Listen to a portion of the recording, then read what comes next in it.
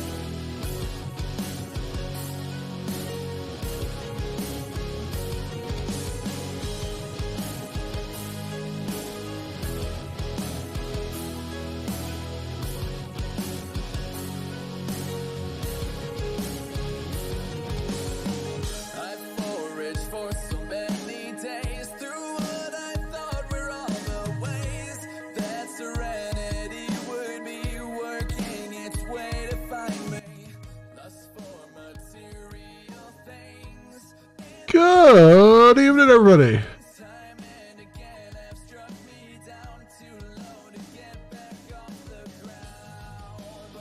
Welcome, welcome, welcome. It is a Friday night, my friends. And I am trying to find what was it? Is it this page? Aha! I found it. Anyway, let's pop up here. And hello, everybody. Hello. How's the camera doing? The camera's a little tilted, little Dutch angle there. There we go. Hello, everybody. Hope everyone is doing well. It is Friday. That means I gotta get some coding done. I gotta do some coding. I got a bunch of things. There's I had a bunch of comments come in. Where was that at?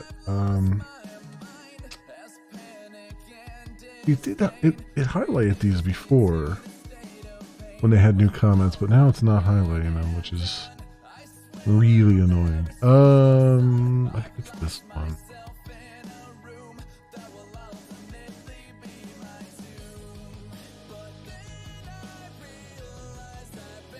Oh yeah, here we go. So I wanted to answer. I haven't had a chance to like do much of anything today. I'm going to be doing some cleanup and some other things as we go here tonight, since this is the only time I've had. Let me see what we got here. So, the content filter. Where did that open it? Over here. So, I have medium turned on. That would be PG. Mild cartoon, violence, like mischief, profanity, censored profanity, partial non-detailed nudity,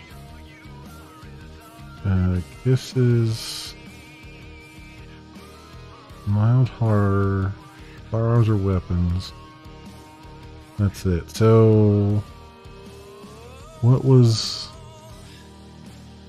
Barry saying here? The PG rating allows for partial nudity. Would this entail topless men? It says specifically men because that is the societal norm. That would be a TOS violation on Glimish. We mainly deletes get together with our members, review the content at each age rating level. So I don't know. Like most of the searches I did were pretty innocuous. Let's see. First of all, before we do that, let's go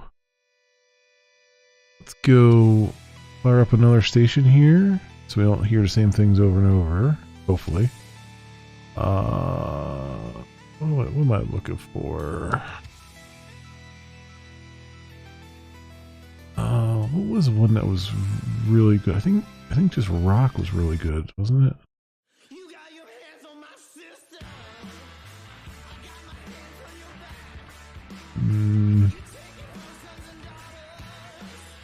Maybe not.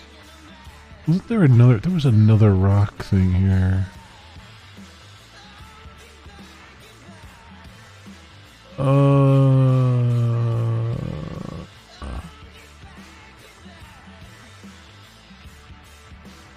About main character.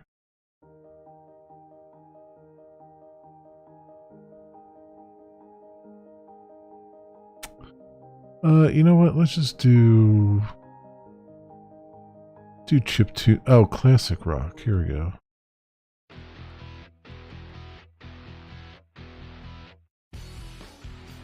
Try that for a bit. Let's see what we got on that one. Anyway, so what I am looking at here is what branch is this? Allow tenor gifts in chat. Street. Okay. Go. Status. Where are we at? Check out teacher. Allow time to see chat. Okay. So.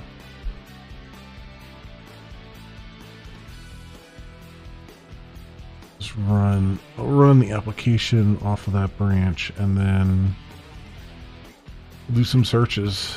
Although I'll probably have to turn the screen off when I do the searches. So I don't violate TOS in the process of trying to see if it would violate TOS. But we'll see here. Okay, we got that. And if I go localhost 4000,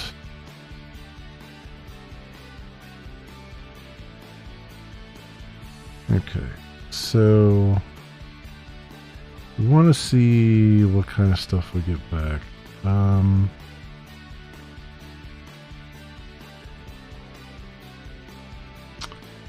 would I search for? I guess I could search for, so it said it was non-detailed.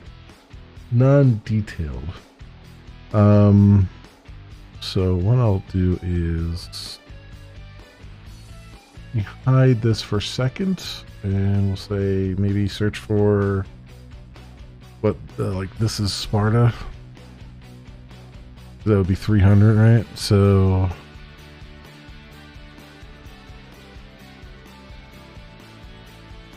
all right, well, this is not, so far this doesn't look terrible.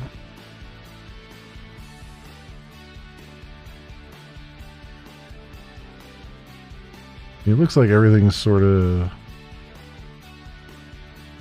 everything's cut off. I mean, you got like, well, you got art images, but I don't think art images are a big deal.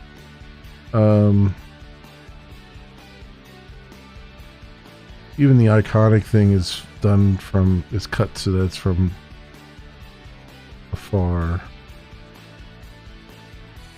We have that. I guess, what else? Maybe Conan?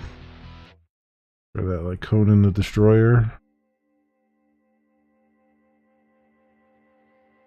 I also got Conan O'Brien.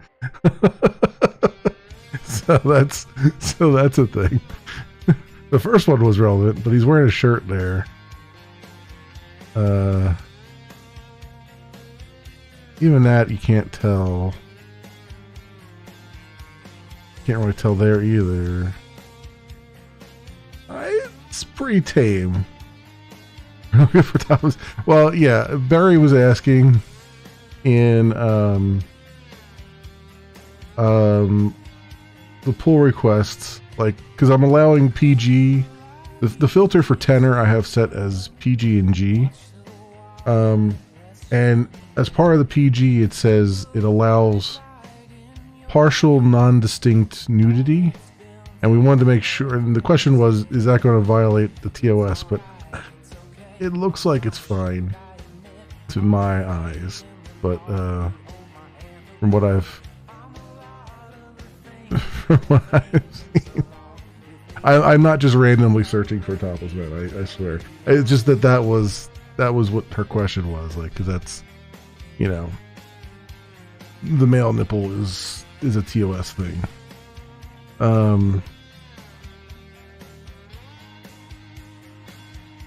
I think it's fine.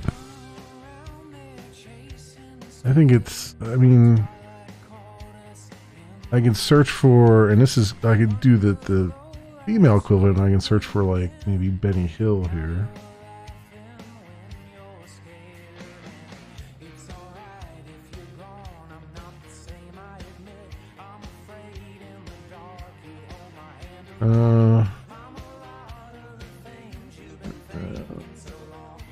It's most, yeah, I mean, everything's pretty tame. Everything's very tame, actually. Yeah, no, I think we're good. I think G and PG are good. At least for my searches. I mean, one way or the other, we're gonna need one way or the other, we're going to need a probably an update to the TOS or something, to say that third-party integrations like Tenor, that we don't have control over. We don't have fine-grained control over the content that comes down from them. We have general control, but not a fine-grained control.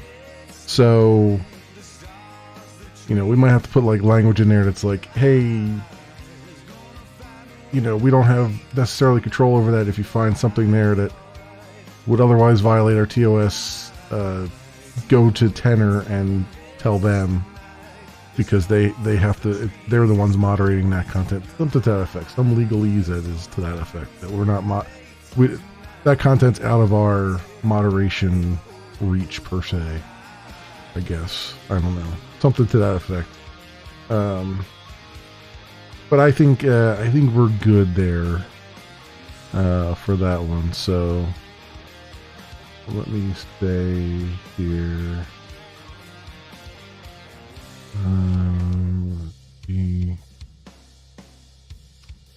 So we see. WhatsApp uses Tenor. Yeah, and Discord uses Tenor as well. So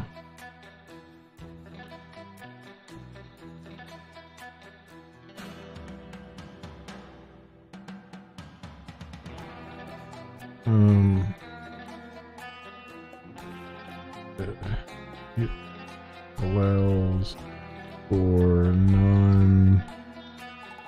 How did they phrase it? Non-detailed.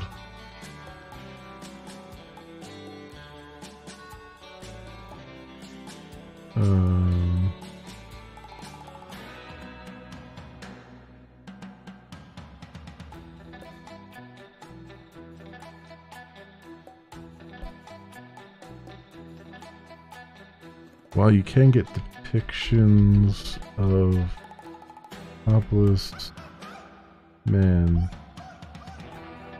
they are from a distance or hastily cropped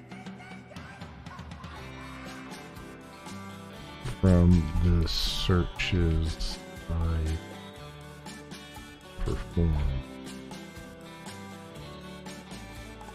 Either way, we will likely need an update to the TOS that covers third-party services like Tenor, where we only have partial moderation control.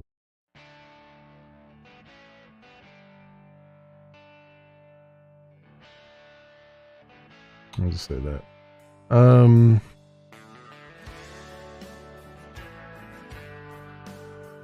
Oh, and then she was asking about the GCT chat log dashboard, which I don't know if I looked at it to see what the Tenor stuff looks like in there.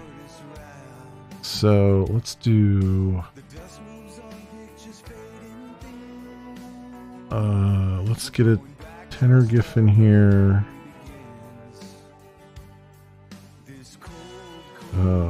Just say Elmo fire. There we go. Boom. Put that in there, and then I'll log in to the GCT. Sign in.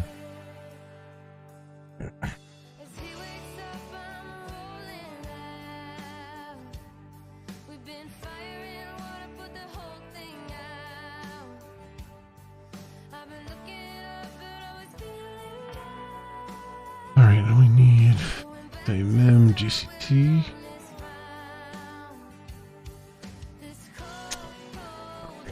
Forgot.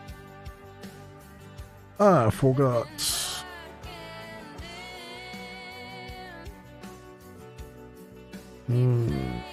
Find it here.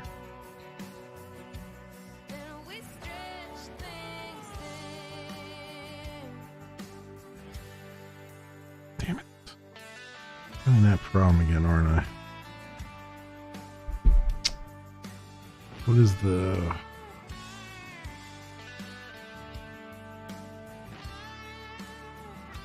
$2046? Damn, why is this keep... They said that they fixed this synchronization problem. Fixed enough. 1 second here. Let's go.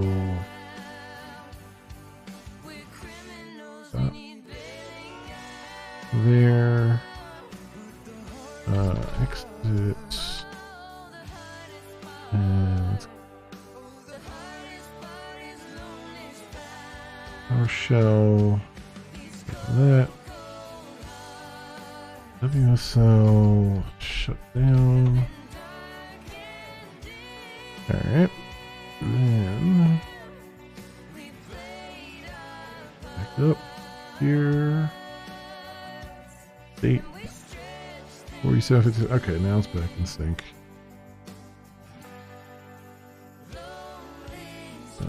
Finish. Start database back up again. And start the server back again.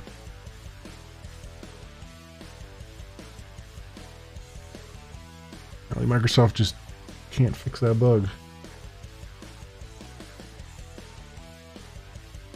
Oh.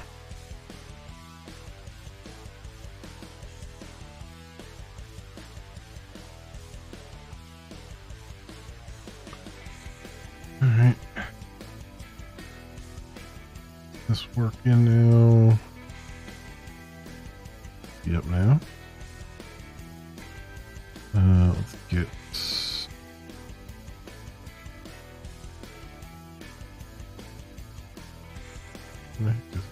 Oh, put up that.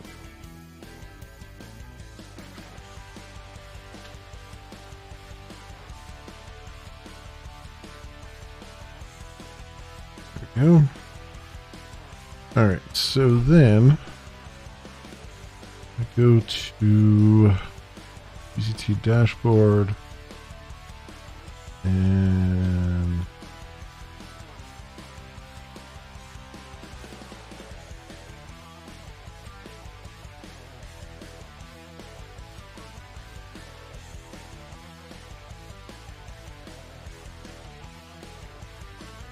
and then view chat log.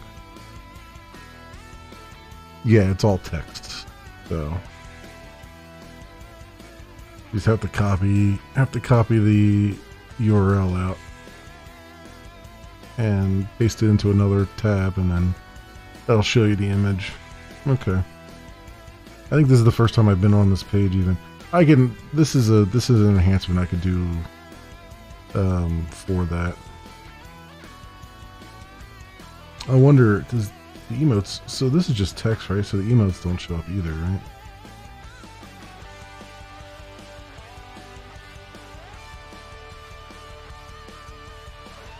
Oh yeah, see there was one there. It just shows up Glim Hello. Yeah, okay. I mean, I can even make those show up properly too in the art log here. And there's really no way, there's no reason for this to be paged this way either. We can do infinite scroll on this page too. Yeah, so there's okay, there's a bunch of stuff. I mean, I guess it's easier to page it this way because you know it's going to be something from a long time ago, but I am seeing a lack of just, like, you should have a search bar here too. We can search for like a particular date or something. Or maybe like a calendar that's like, show me all the things for this particular date. All the chat logs for this particular date. Whatever. Yeah, there's okay. I see what's going on there. We even search for a user with it. Yeah, exactly. Search for a particular user in chat log. Yeah, yeah. This is about as bare bones as it gets. But I can see why Barry's like, hey, can you make some changes to the GCT dashboard? Like, I understand now. I understand. It's pretty bare bones. Audit log. Oh, okay. I know. All right. So, yeah. So I was right when I said it's probably just going to show up as text on that. So, so I will say over here.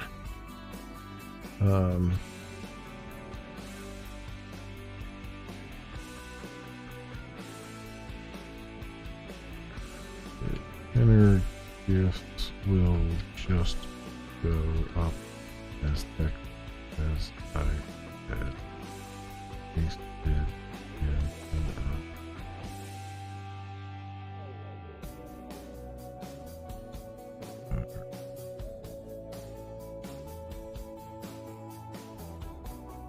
there are wait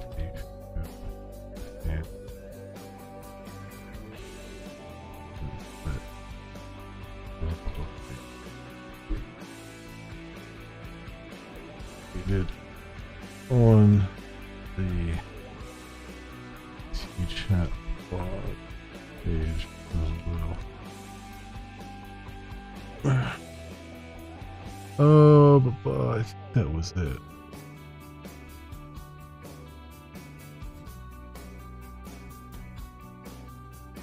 Yeah.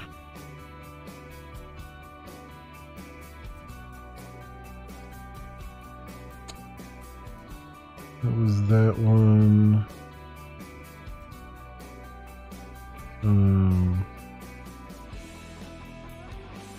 Oh crap! I guess I should have.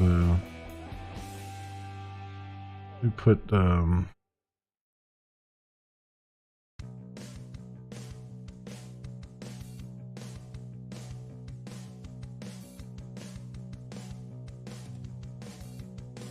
name on it too, just so it gets pinged about it. Okay, there's that, and then what was another one here?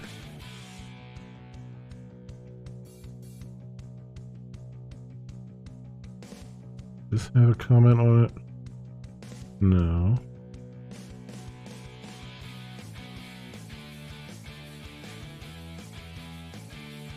Nothing on that one.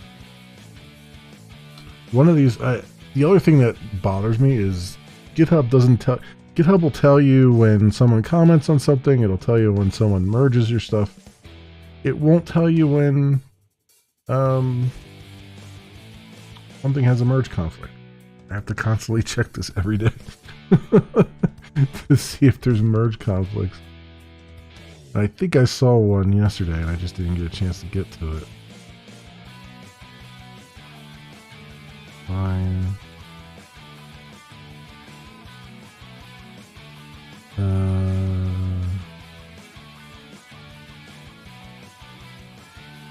Oh, here's another one. What is this in regards to? I like new streamers better than filter option. Maybe a case of Prisma is certainly a longer term than maybe. Well, it's not, especially a hill I want to die on. I do want to take time to fully explain. A couple additional questions.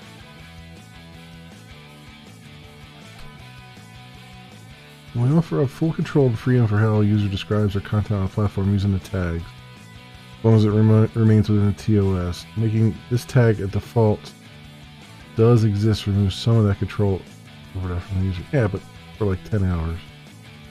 New streamers, if we make them super obvious, could become an easier target for bad actors. They could be seen as easier targets, more likely to be targeted. You know, less chance of moderators.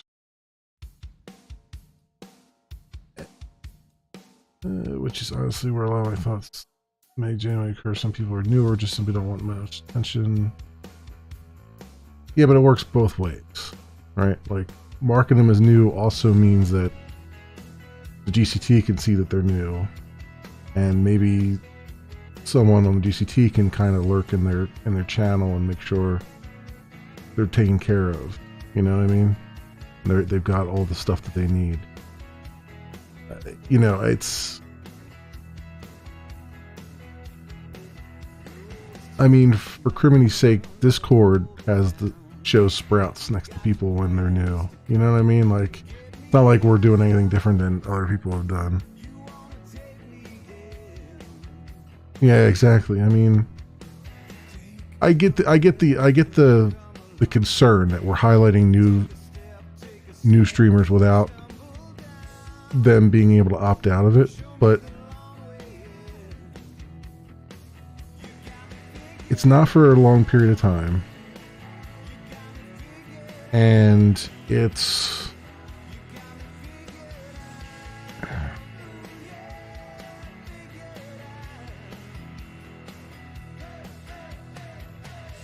I feel like the benefits outweigh the negatives. I mean, anybody's going to take advantage of a bad actor is going to take advantage of any advantage they can get. I mean, that's, you know, that's going to happen. It's the filter's not available in the API.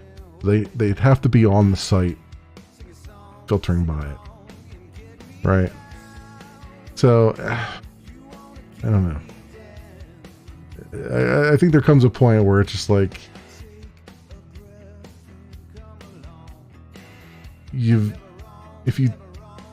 there comes a point where you present too many options. There's too many knobs and switches and buttons, and a lot of them just aren't, the purpose of them just isn't necessary. You know, like this is like it's like a temporary thing, right? Like that would be there, and then after 10 hours that switch doesn't mean anything anymore, you know? Weird. How this handle accounts which gets deleted, fully deleted, but come back a few months later. We rotate between coming and checking out, deleting their accounts entirely, then coming back a few months later. Make an entirely new account with new user ID. Always being tagged as new. I mean, yeah, that'll happen if they. I mean, we don't even have to go so far as saying they deleted their account. They can just create brand new accounts, and they'll always show up as new. I mean, that's kind of a crappy way to do things. I mean, I guess if they're creating like Memory Leak Death 1, Memory Leak Death 2, Memory Leak Death 3, Memory Leak Death 4, Memory Leak Death 5, just to every 10 hours just to get that tag.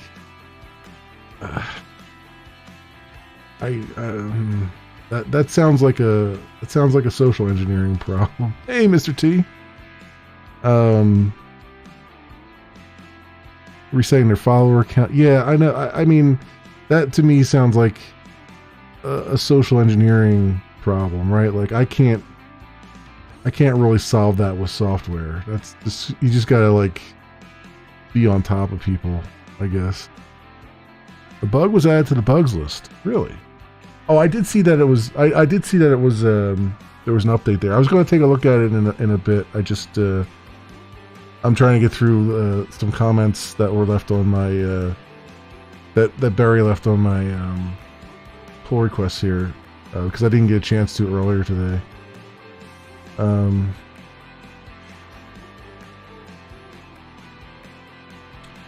If someone deactivated their channel during this new tag process and then reactivated it, the time left for a tag will be there and just continue from where it just left off. Yeah, I mean, it's not based on... It's based on your first stream, not on your...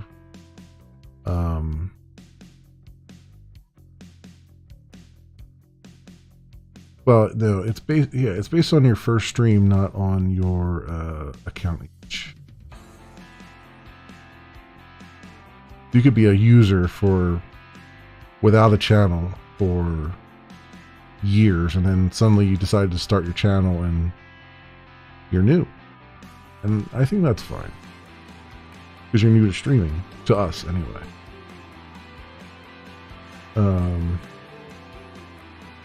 Yes, let me.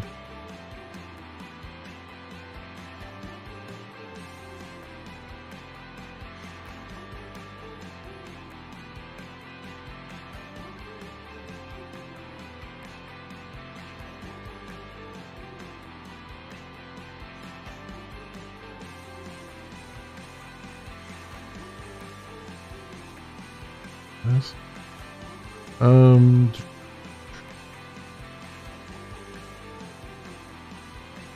Granted, but we're not doing anything that other services also don't do.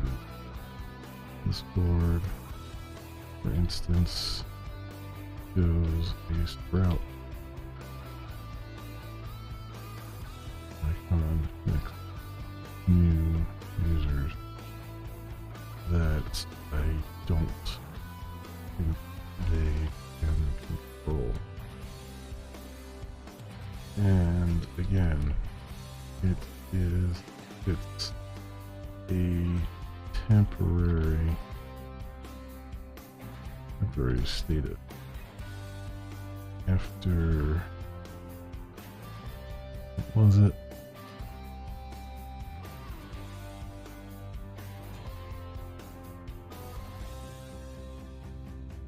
$50 hours.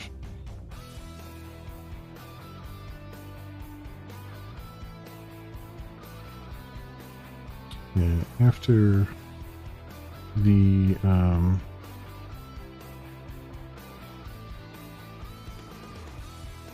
locations above expire, the tag is no longer available.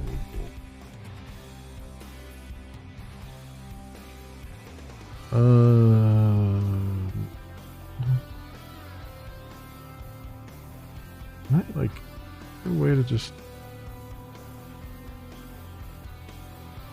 reply most enemies.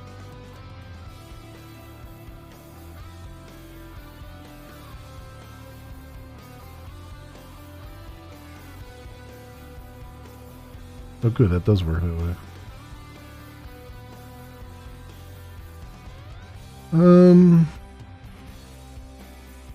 So if you start a stream, does the countdown still continue even if the stream has ended within the newbie time frame, or will it only end once they've streamed for that amount of time?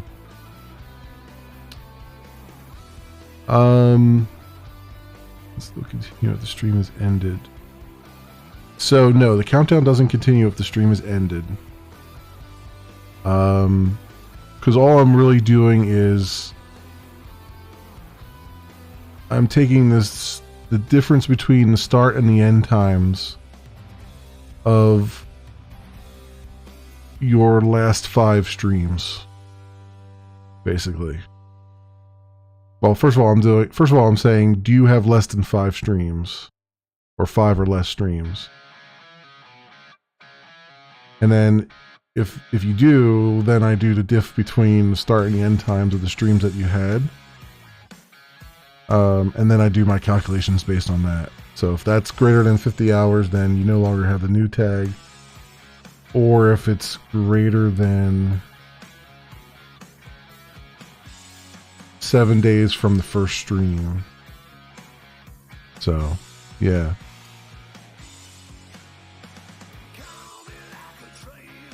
And I did that the 50 total hours just to prevent the 24/7 streams from always being flagged as new.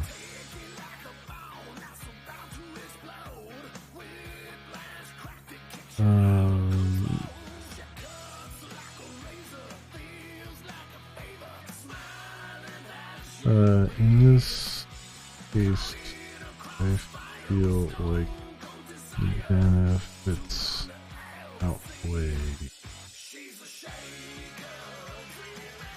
the drawbacks. Bad actors will always exploit whatever angle they can. I've kept I have not exposed this filter to the API, so it's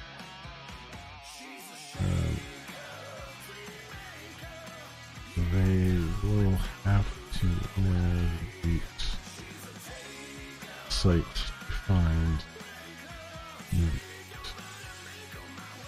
Also, the tag can work the other way, where the tag can work. Also, the tag can be utilized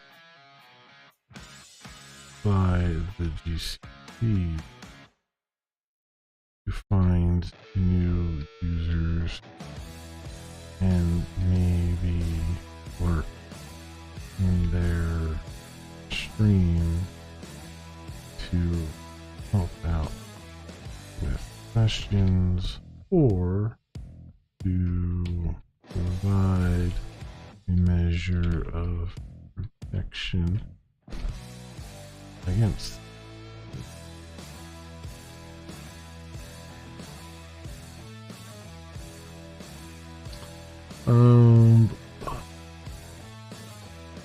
What else was the other one?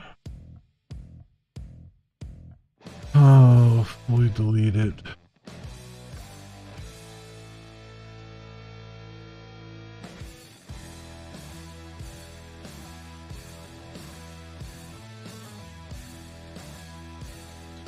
Let's handle accounts.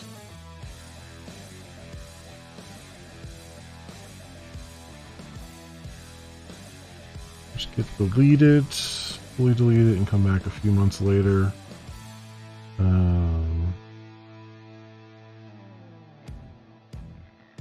That is an exploit. But I feel that is more of a social engineering problem than a software one. I can't do much to stop someone from creating account 1, then account 2, etc.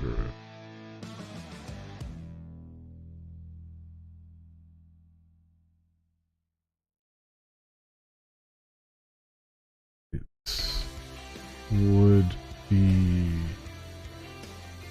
self-defeating, since each account would start out with 0 followers and have to go through the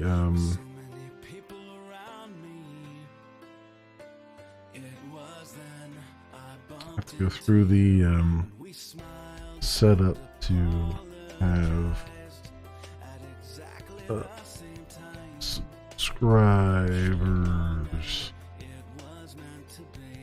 or to get emotes through, etc.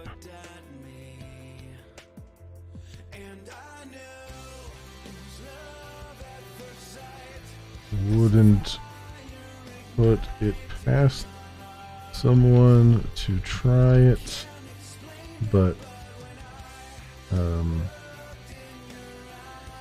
I doubt it would be very effective.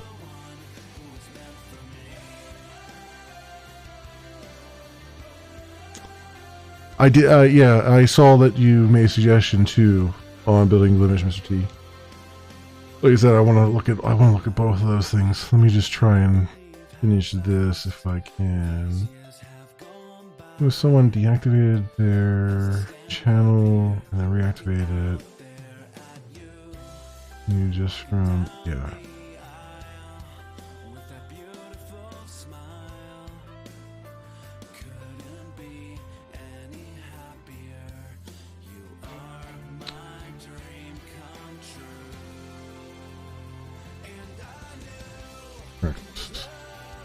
The timer is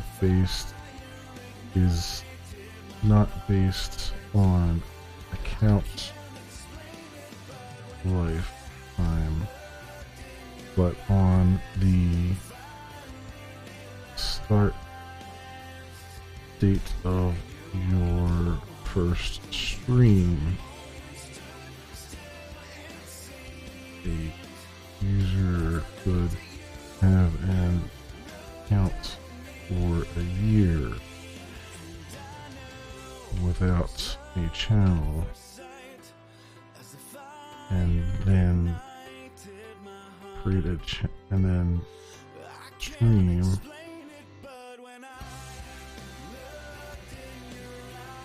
without streaming and then still be considered new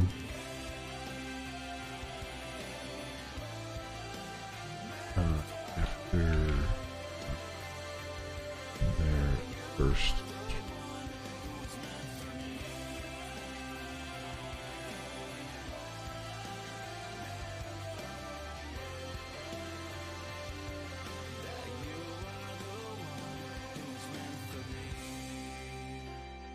Hope that shows up right.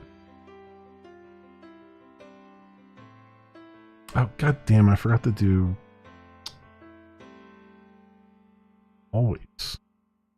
always forget.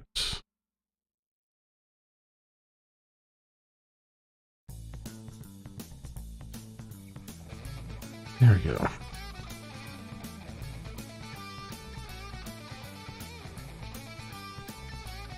Okay, and then this one's done.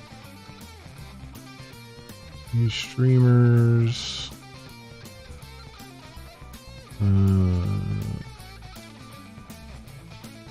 Refresh streamer when homepage. Okay, this one, there's actual changes that I'm gonna make. Okay, this one has conflicts, which is fine because I'm gonna actually make some changes to this. Maybe tonight. That's to notify the streamer. Streamers a high viewer count. This one, that one's good. Gotta rebase that one, alright. Okay, cool. Alright, so we're through that. So I just have to do the prompt streamers thing, just change the color on that. Let's go over to building Blemish here.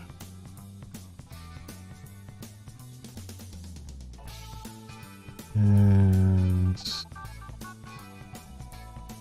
relocate the report button.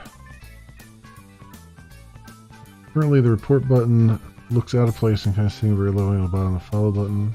After that, make the profile visitor confused on where the button is causing. Where the button is causing.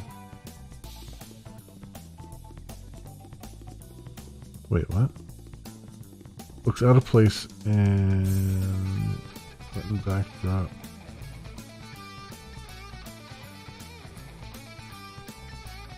Okay.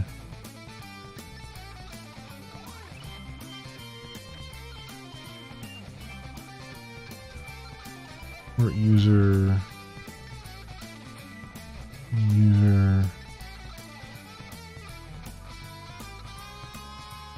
Let's see.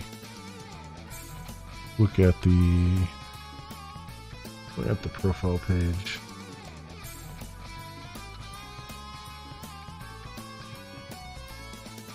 Oh, it is like, it is way down the bottom.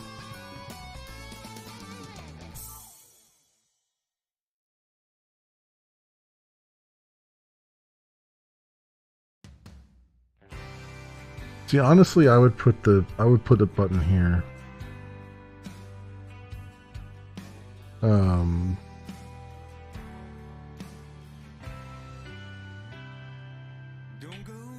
Like, I think, first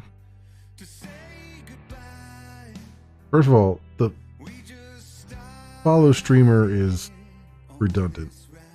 I think we can remove that text.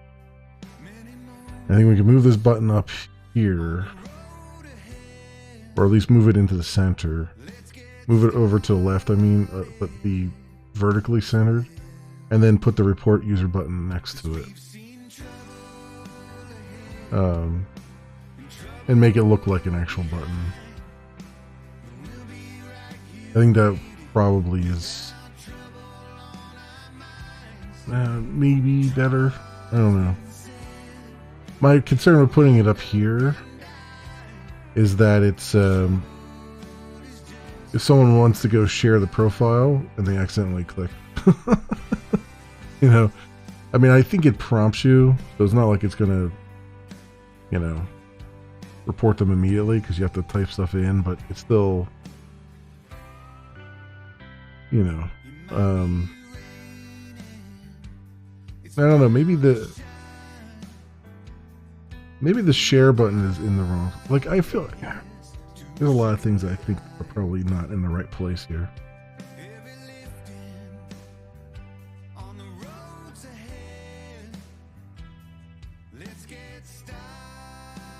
Like, I think,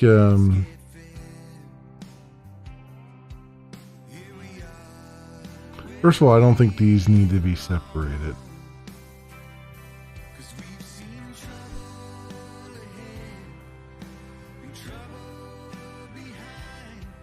And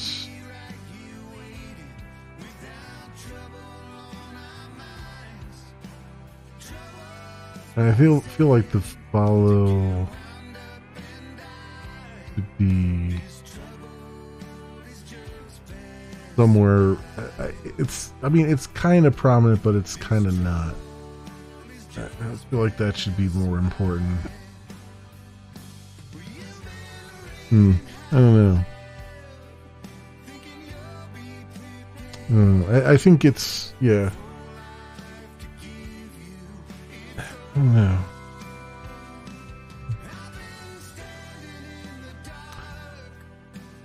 Yeah, it's so we could share profiles underneath the stream. Yeah. I mean, I've seen people share their profile on Twitter because it's always, because it's got the built-in text that you can't change, which is, I just created my profile on Glimish. Come follow me there, right? And it takes you to their profile page.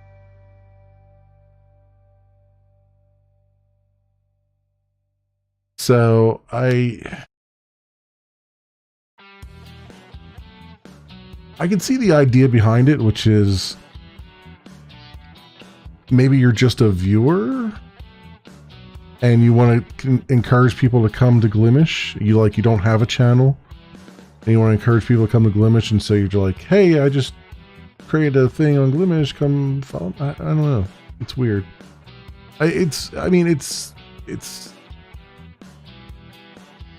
think it's bad to have it here. I think it's just I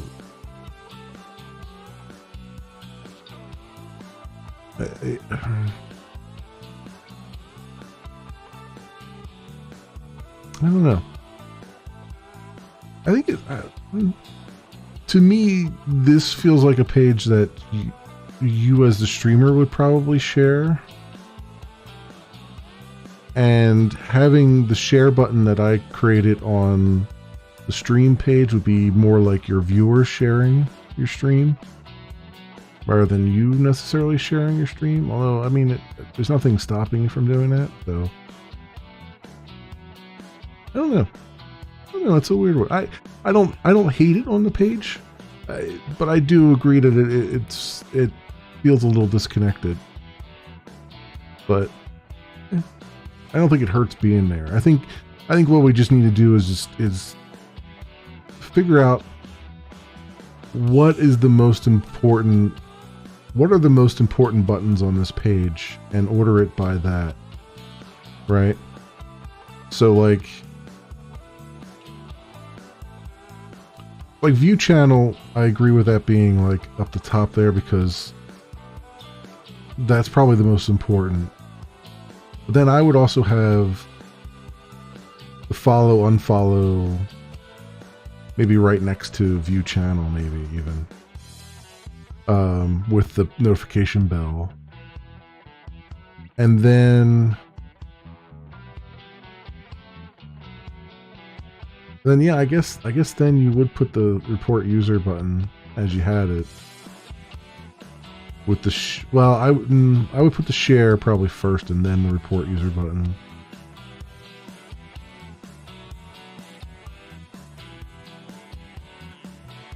You need the CSS code for this page. It's,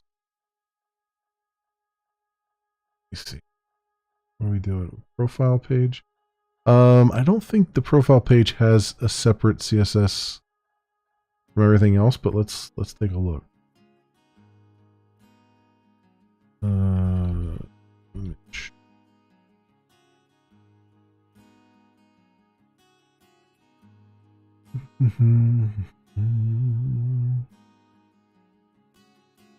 So I want profile. Yeah, it doesn't have anything different from the normal stuff. Let's see, profile, HTML, HEX. So it's all Bootstrap and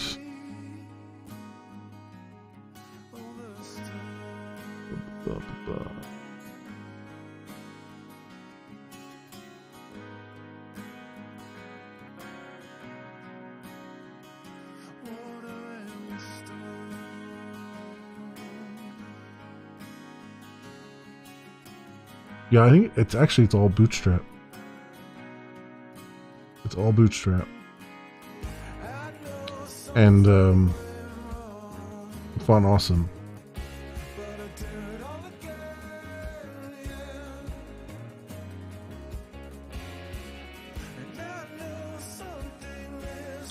So it would be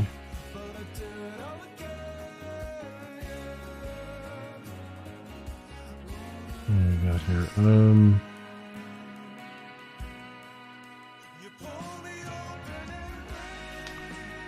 Grimace Web Live. So be here.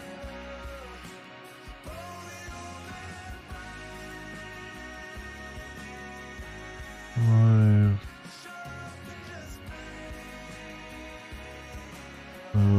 User live. File.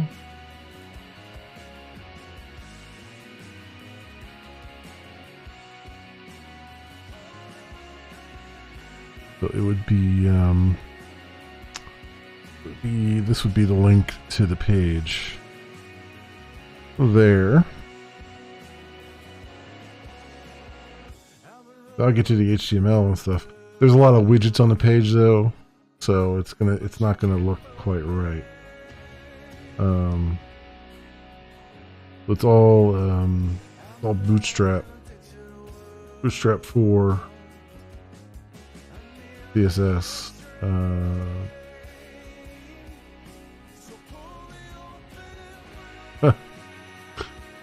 There was a section for achievements too. I was thinking about that.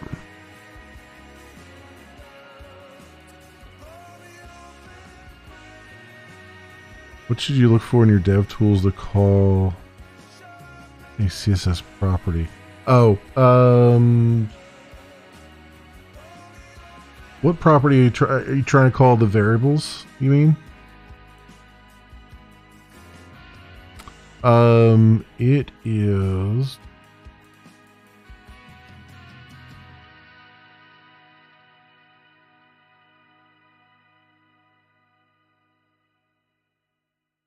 So, assets CSS, Glimish variables, SCSS is all our variables.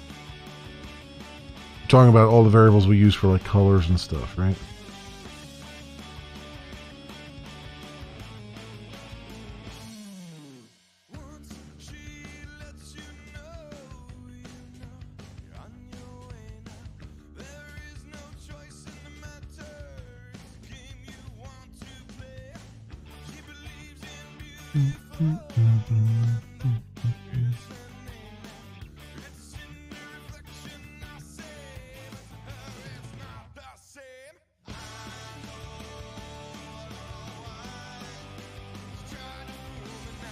Called the properties by chat with.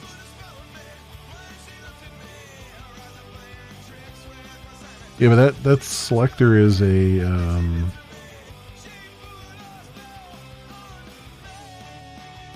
is an ID, right?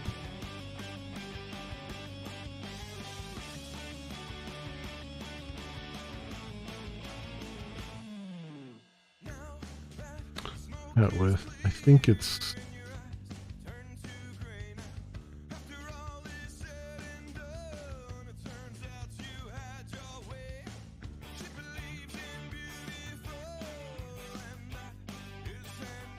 Actually, index, right?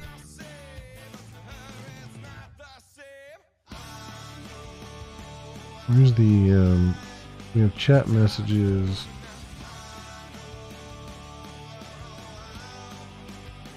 Yeah, I don't have chat with on there, but that might be on the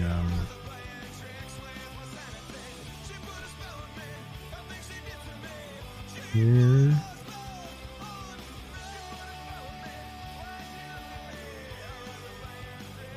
Yeah, we get the chat column here. Is the ID for the chat area. Hey, ZeroFX, welcome.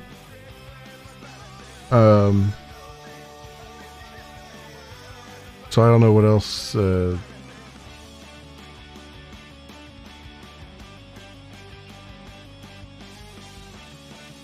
not sure how the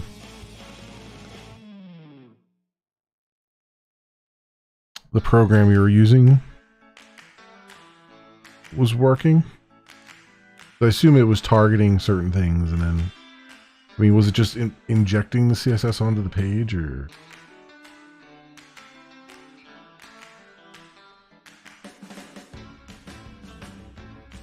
I don't know if we have a.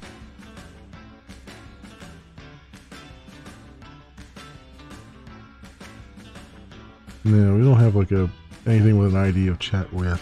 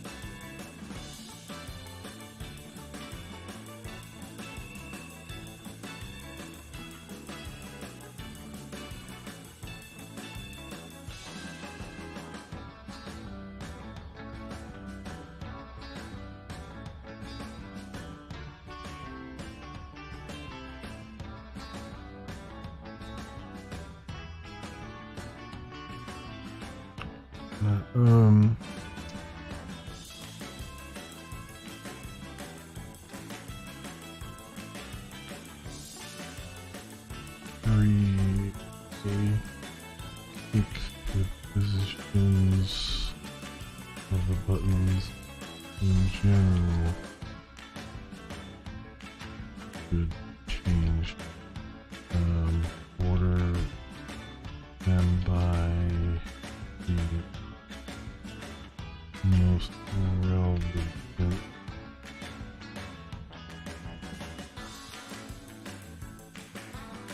and keep the port user as the last one, but this one just move it into the main group.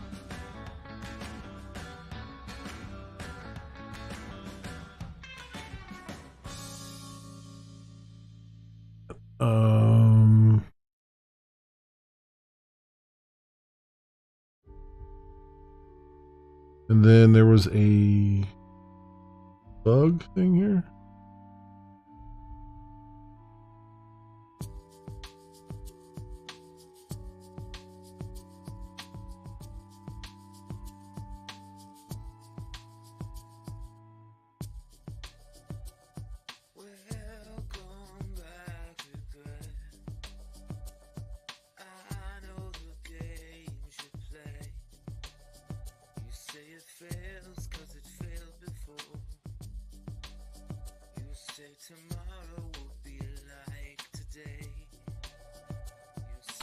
I want to just screenshot. Oh, you're just replacing the screenshots of the bugs here. Oh, okay. I was confused for a minute as to how it was working. Okay. Does not have styles to render block quotes in Markdown.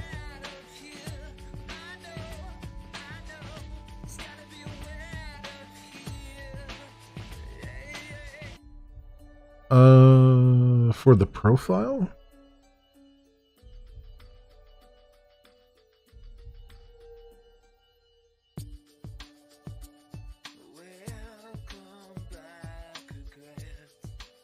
Channel description. Okay.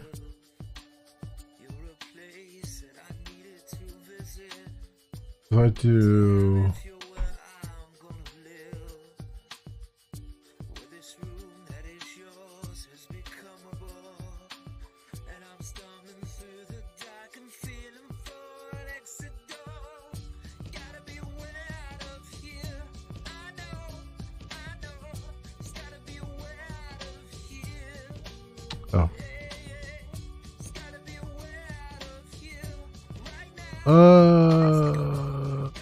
oh yeah, okay, this is I was gonna say this is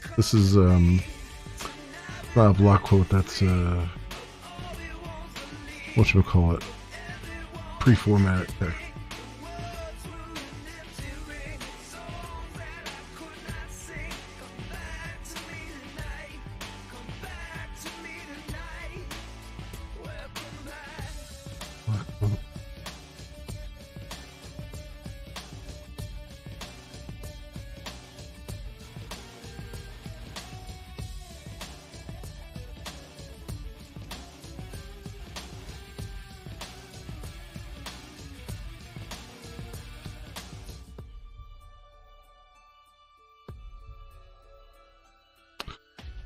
I suspect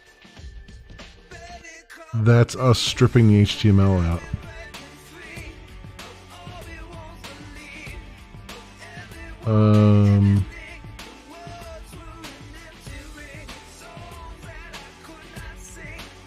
We use, what markdown do we use?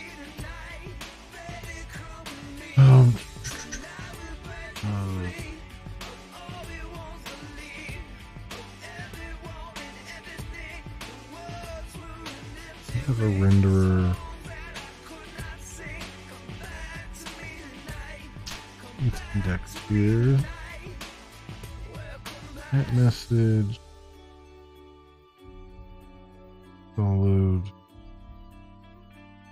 That form. Message form.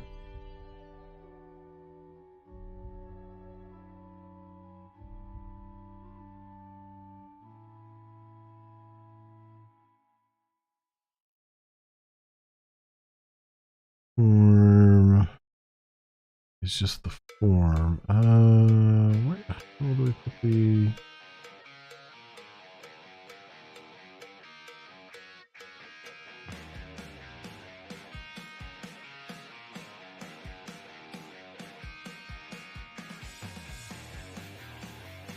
Live.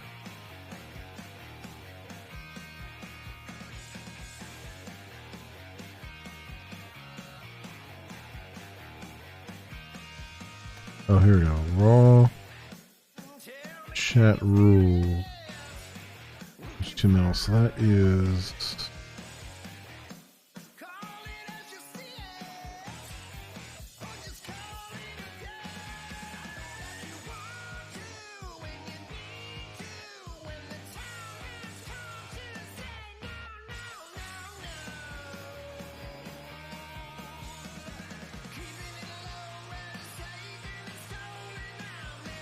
Oh, it's taking it off the channel. So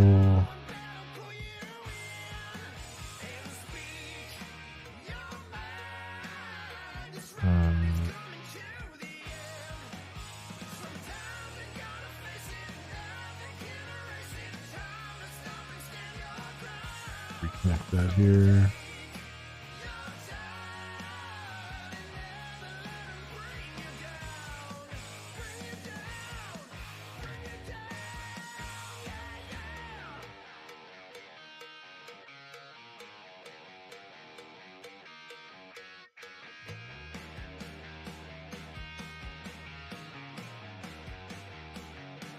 Oh no, it is okay.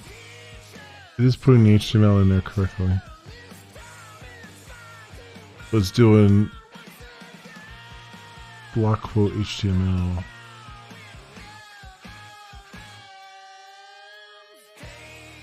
Which I don't think Bootstrap does anything with. Does it? Bootstrap.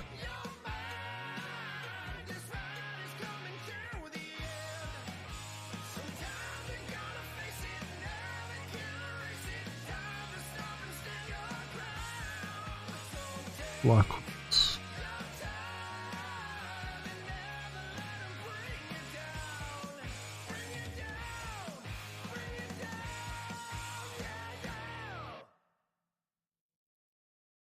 Oh. But does it look halfway decent? Block quote footer.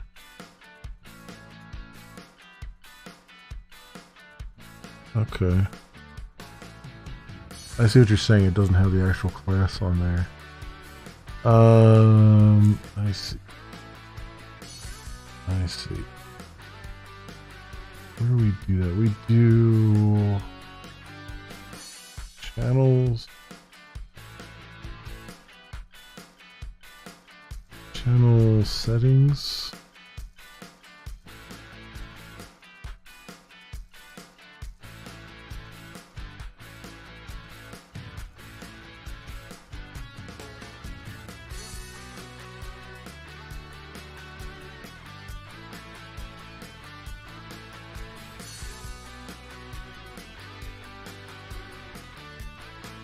Channel settings live here. We have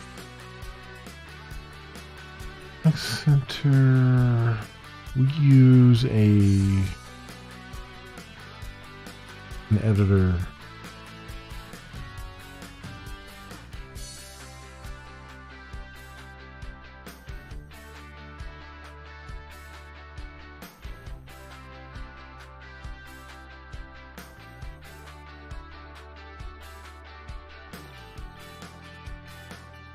That rules edit box.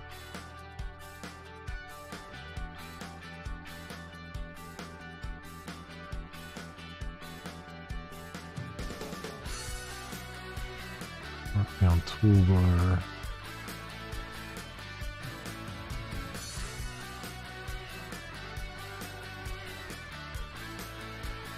How do we process that though?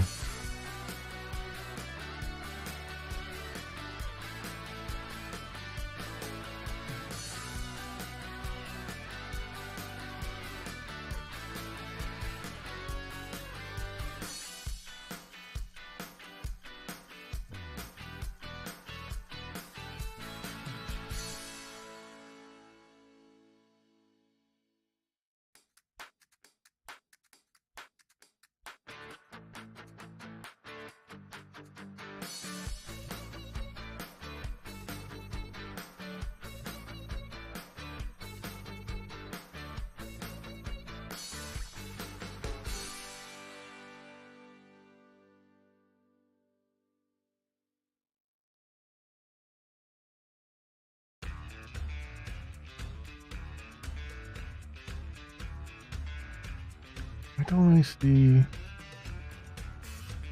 chat rules.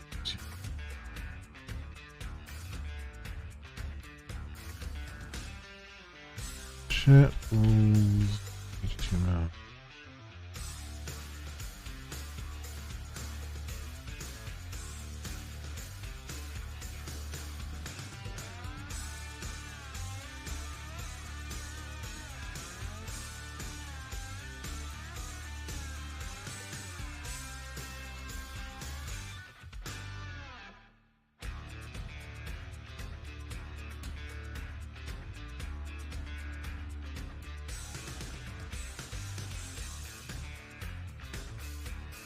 Well, we got safe user markdown to HTML.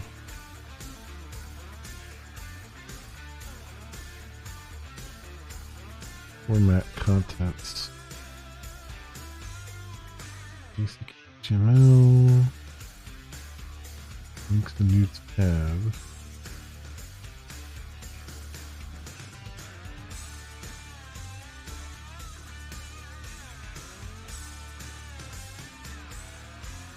Format images.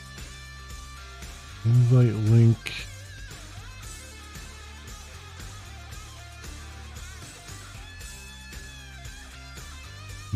To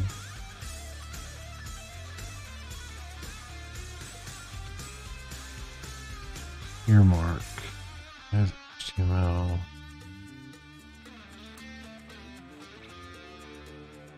It's not a secure format. Okay, so this is what's actually generating. The earmark is what's generating the HTML.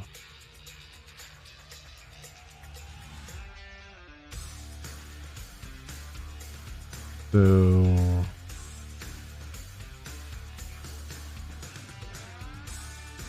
okay, so we get stuff back from that. And then we do additional formats on it. Sanitize.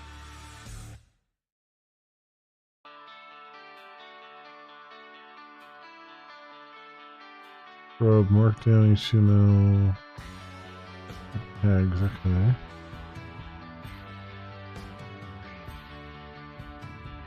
Format images. Okay, so then we just go in. I see. So it's all done at this point, and then they just go in and do a find and replace for things. I mean, that's not bad. It's not bad.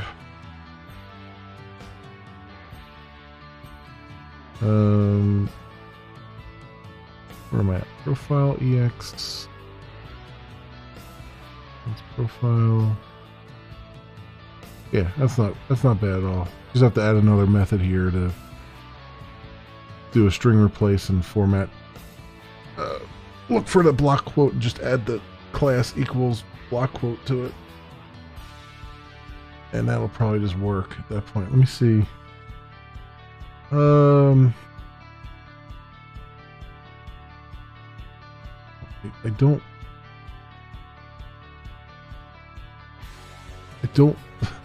don't want to fix it because I got a lot of things going on already and I'd rather someone else picked it up, but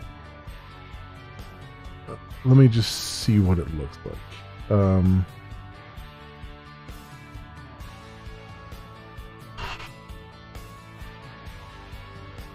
What do we got here? We got this guy. Alright, let's go down for a second.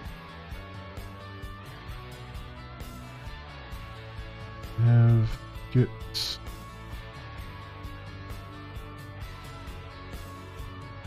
yeah. Don't dev and then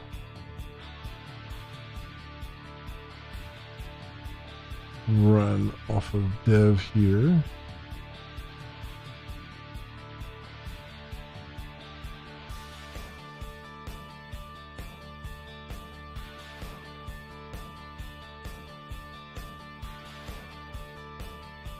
So you would just do fp formats block quote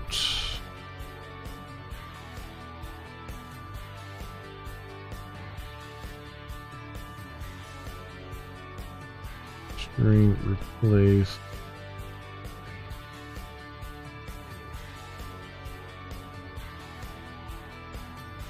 Pattern.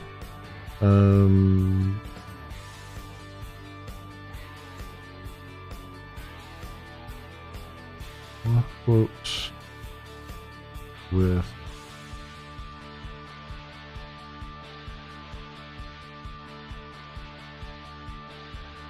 quote class equals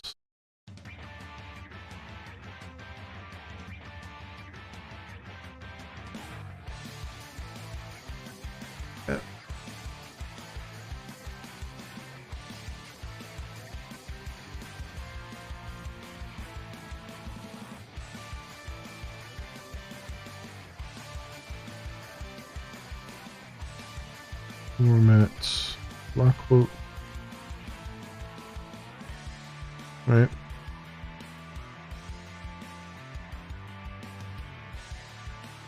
And here, so it won't immediately take effect. I'd have to do an update channel.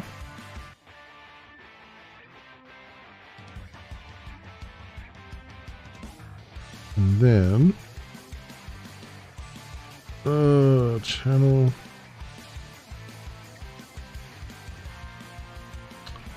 Oh, you did much. Let me see if that worked.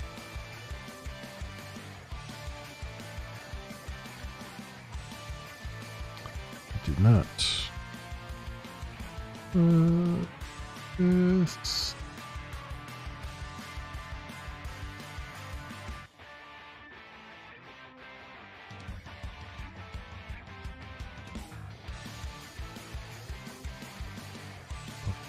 I wonder if that didn't. I wonder if that they didn't go through.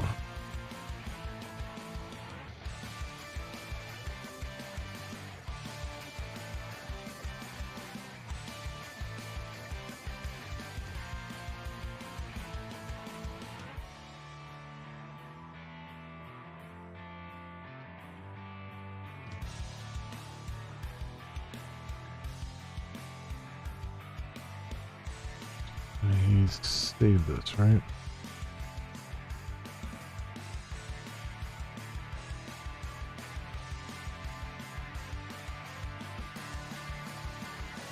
Yeah, this is saved.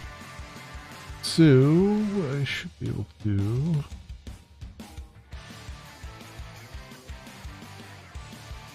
update channel.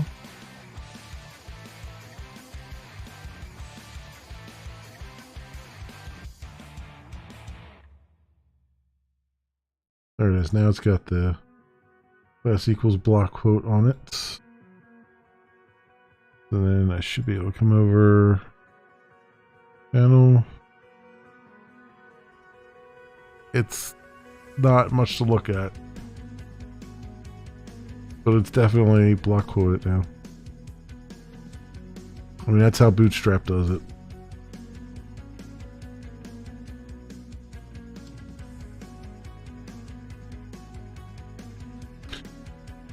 You figure out why you're getting an error when attempting to debug the Glimesh app. I have not been able to successfully debug the Glimesh app at all. unless you're talking about the mobile app, but the Glimesh TV web app, I have not been able to debug that. The mobile app I haven't tried.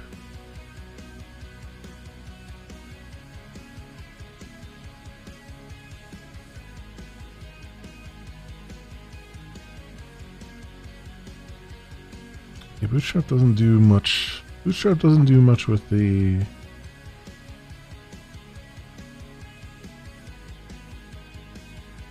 block quote stuff.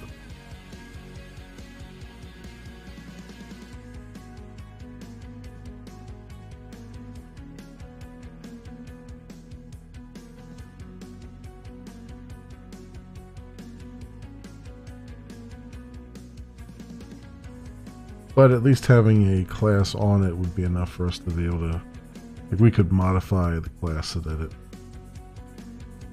look halfway decent. Or look better with our stuff.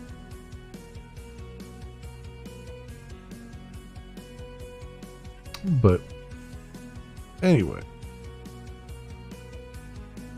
Yeah, I see where that's at. Let's go and close this down for a second. And we'll go get stash. Yeah. Now I need to check out feature highlight. No, not highlight. Notify. Remember when homepage available. Getting a laggy stream on your end? Sorry. Yeah. I'm going through the waveguide stuff through RTMP, so I don't know if anything's up with that or what's happening there. If need be, there's always, I'm also streaming on YouTube and Twitch, so if those are more stable to you, by all means.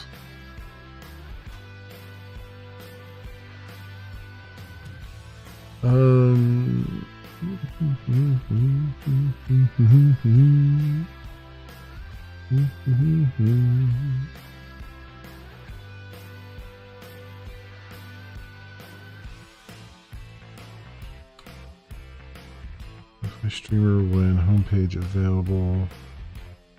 Okay, so first of all, I need to rebase this with dev before I make changes to it. So what do we get? Get status. Get rebase dev. Alright, we got two conflicts, stream and channel yet.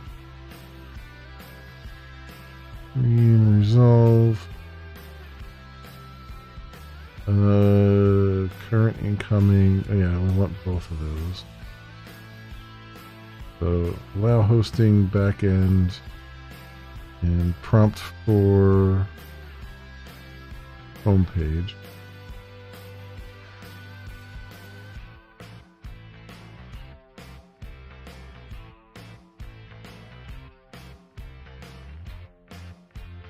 Why did I put a...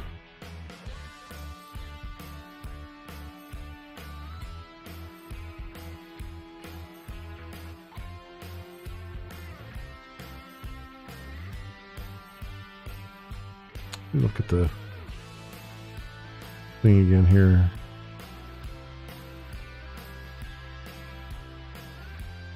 Oh, that's right. That flag is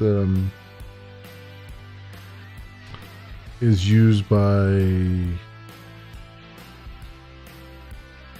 yeah. That flag is used by the back end job that runs to know whether or not you've been notified already. I was like, what would I put there? And I was like, oh yeah, that's right. I remember now. See, all three of those. Be right. And then stream. What we got in here? Yeah, so we should get a combination of both of those. Ultra wide, WebRTC error, and then prompt ready for homepage. Yeah. So get status. Alright, get rebase. New. Cool.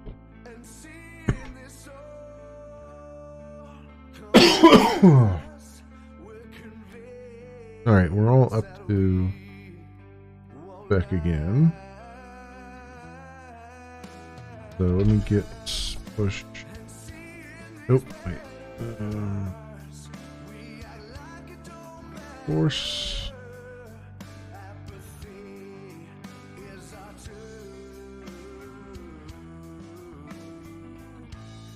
I already unlock this.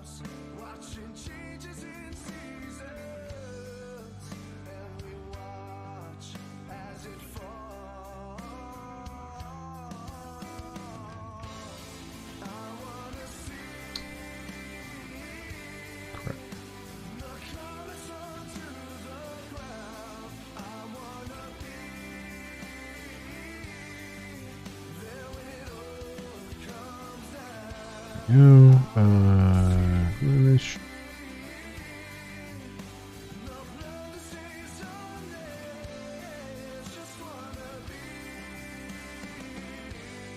Go.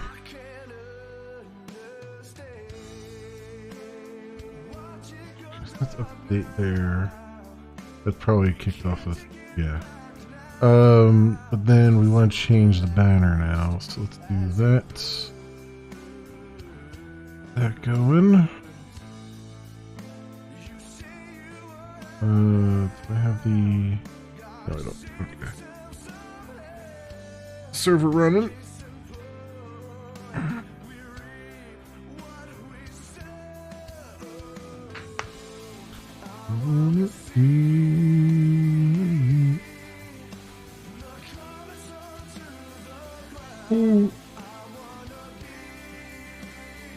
Oh man. Alright. What we got going on here? There we go.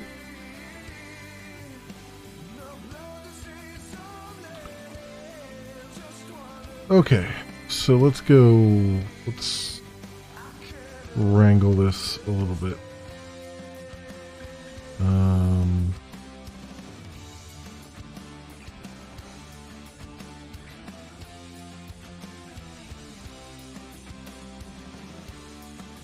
Is this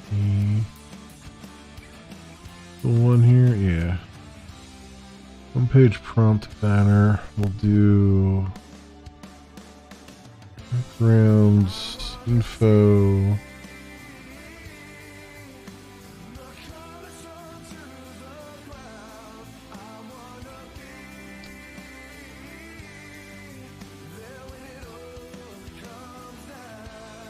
I think they renamed it to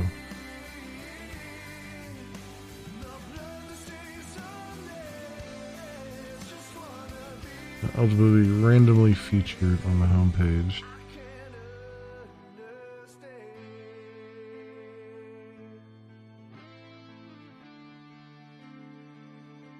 On the homepage, we'll make this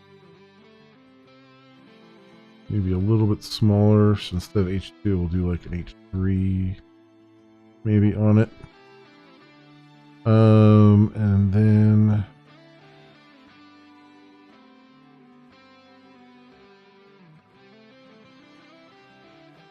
what else there?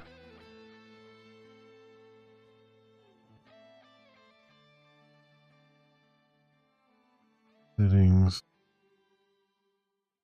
And okay. What do I have? I have go to settings. All right, let's do settings and dismiss. Let's get these.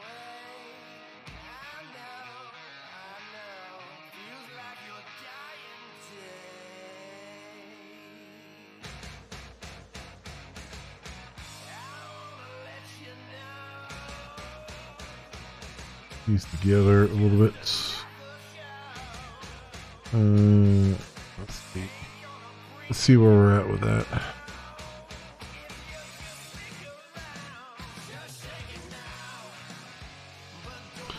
Yeah, it's gotta be. How do we get that other blue? The info's to. Must be primary. EG, no. That'd be primary, right? Where's our colors?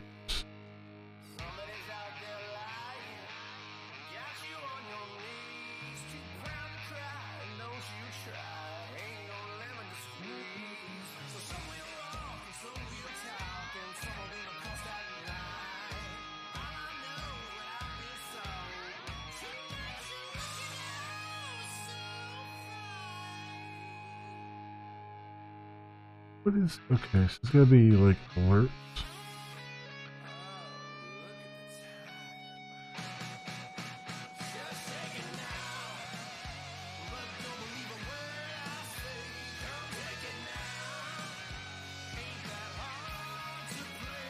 So I guess I just have to do alert,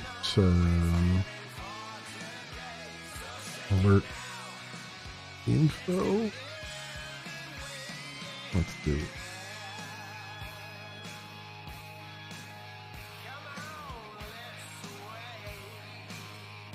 Alert info.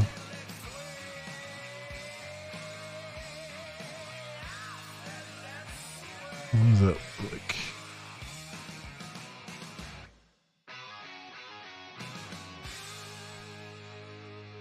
We're getting there, but I think it's probably alerts primary.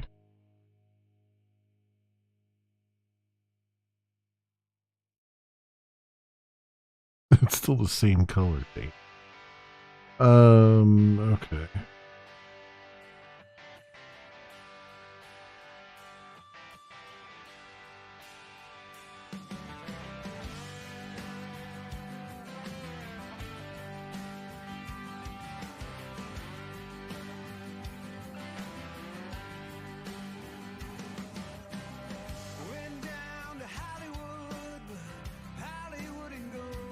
Oh, I see. Oh, okay, wait a minute.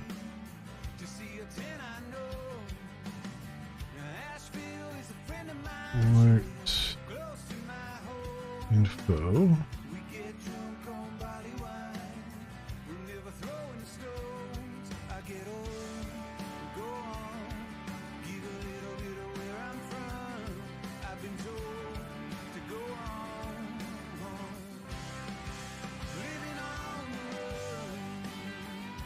It's a bit big.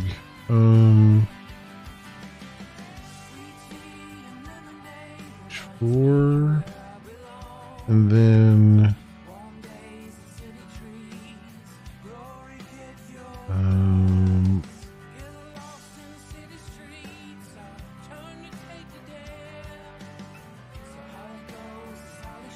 danger primary.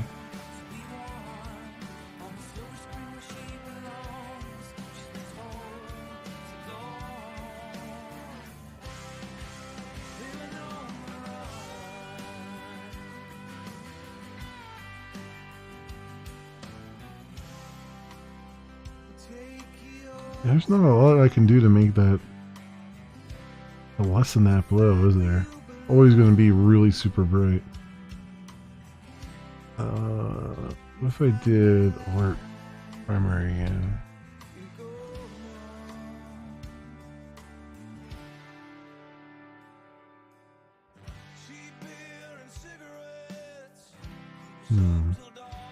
It look like in light mode.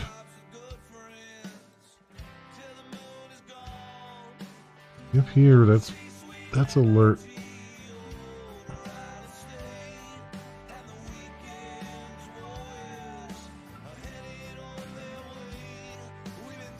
That's alert success up there.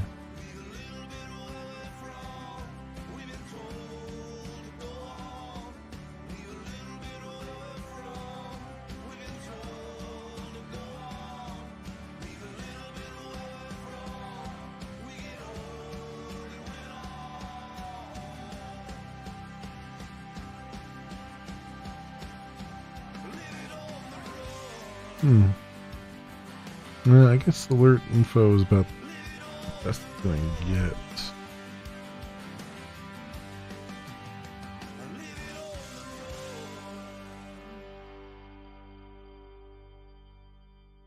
Yeah, I mean, it's still bright, but it's, I can't.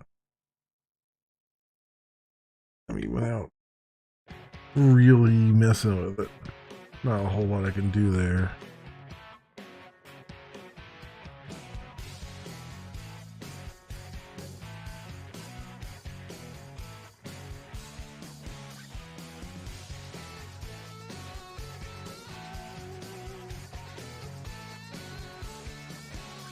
Also, is that lining up properly?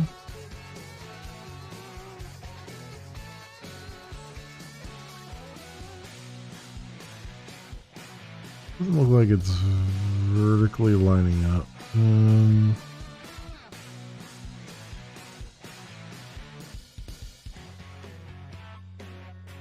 Oh, because I put some padding on the top. If I remove that.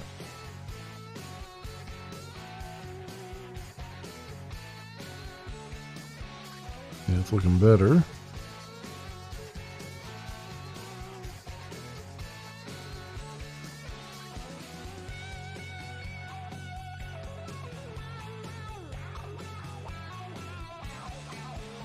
Put a little bit more buffer here. We'll do adding right of one, maybe just a tiny bit more. Adding between those buttons. Oh, not padding.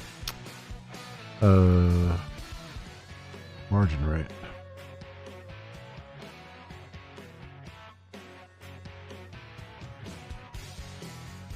There you go.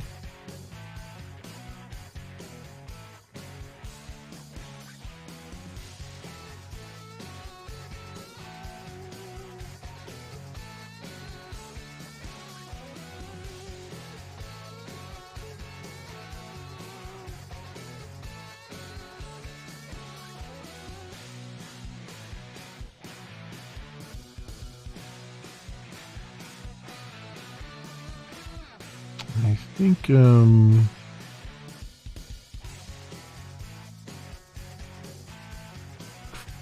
H5 H5 is a thing, right?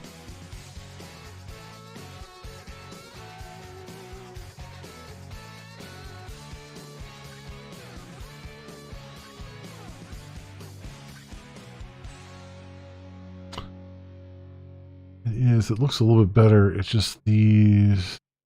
I mean, these buttons are in the center. I guess that's fine. I mean, it looks... They're not centered with the text vertically, but...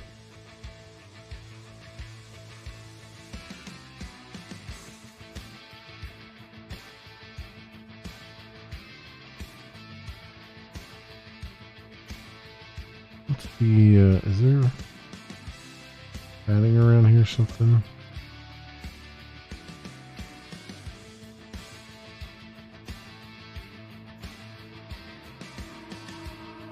Oh, there's padding top 2 there, right? I can probably get rid of that.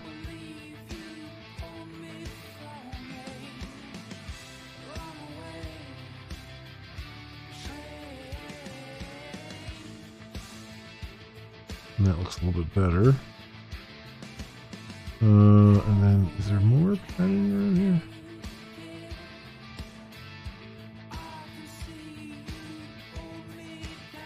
Oh, there is down the bottom.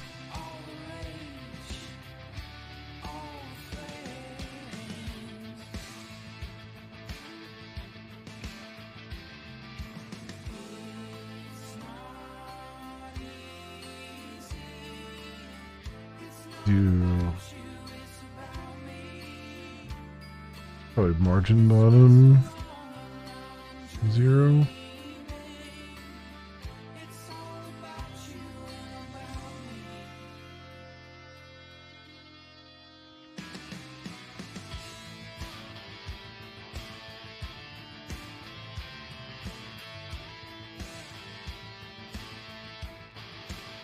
That looks a little better. Okay. Do that. This. And we'll say margin bottom 0 on that guy.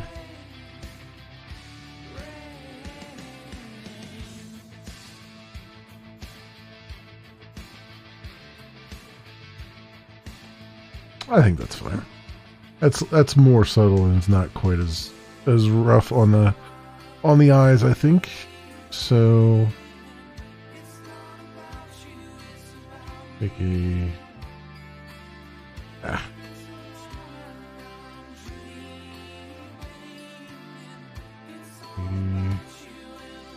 that's not what I want.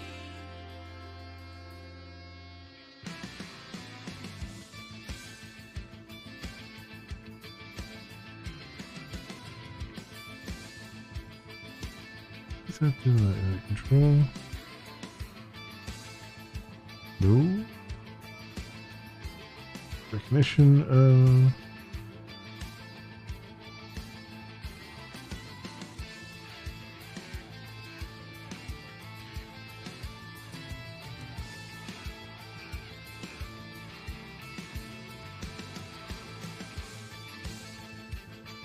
Yeah, okay, here we go. This is a little...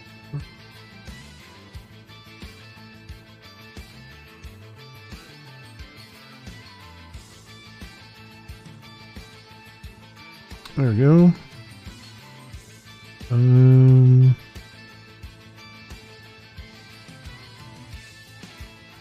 Cool. Get status. All I did was modify that a little bit. That shouldn't hurt anything else. Support that. Get add. Get commits. Updated banner style to be more subtle and take up flex.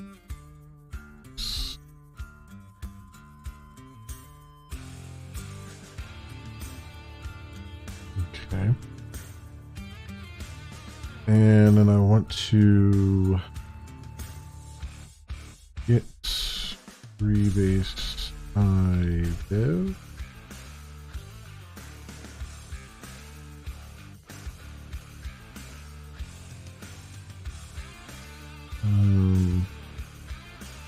Just discard that message.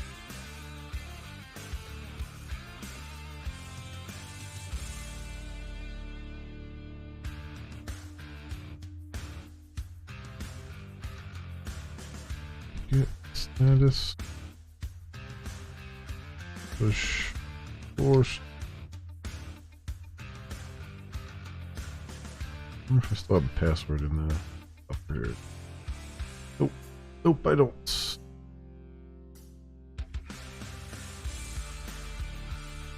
Oh, over here. Finish.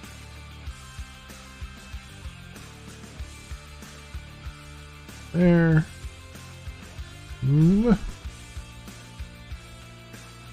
Okay.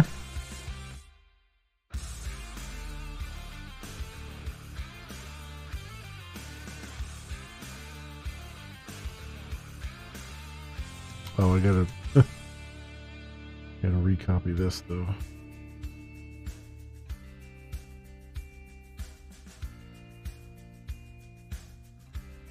Here we'll say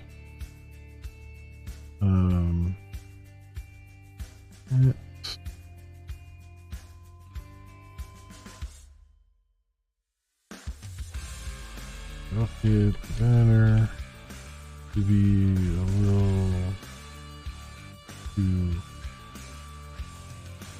take up less space and be a little less harsh on the eye.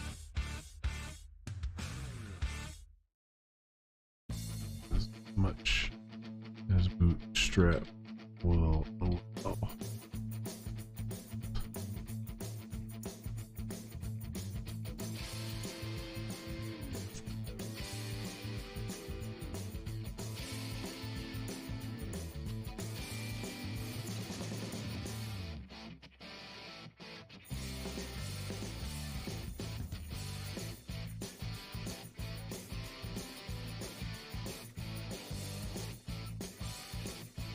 All right, so that is on its way to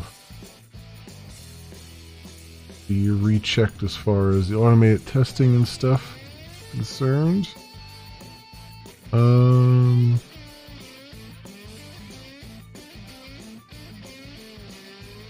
Now, got that in there. Oh, what else we got? What else we got going on here?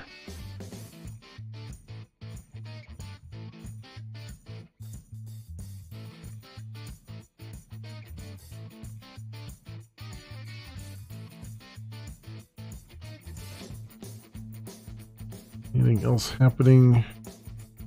Let me check the Discord and make sure nothing else is going wrong.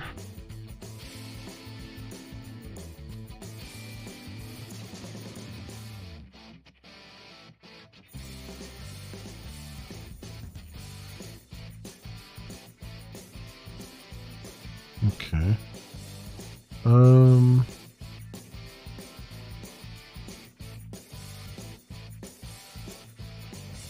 Everything's fine there right now. Let's do our... I have a couple things in flight right now.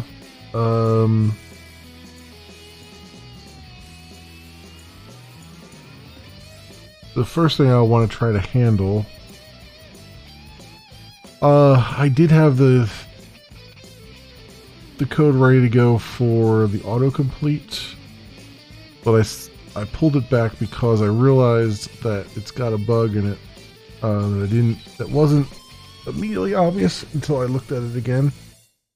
And I kind of have to rework. I mean, the nice thing is I have tests that are correct for it, at least. I kind of have to rework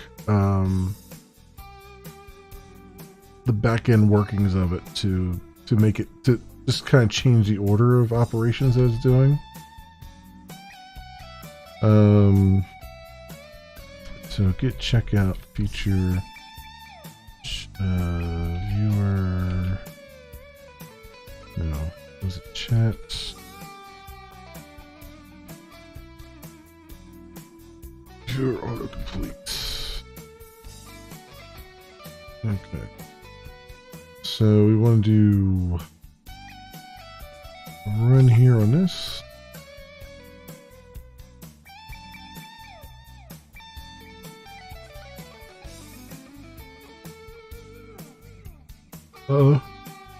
And I gotta open it. Oof, jeez Louise. Oh. Chat.ex here.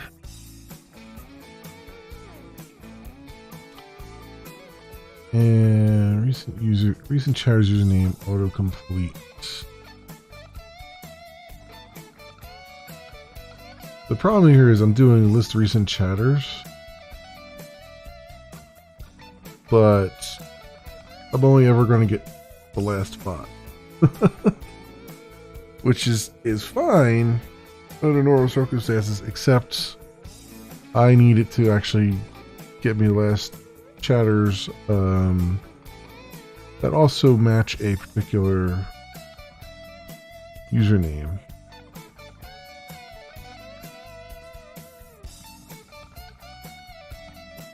So I want to do list recent chatters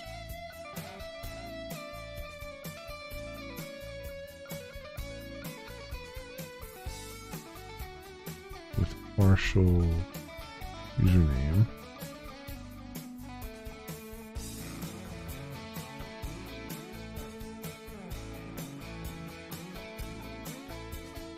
And I want to do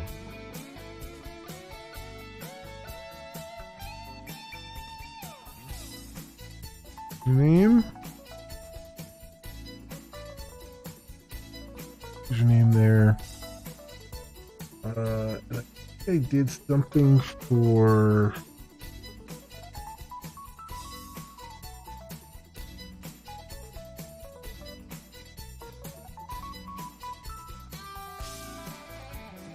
I think I did something to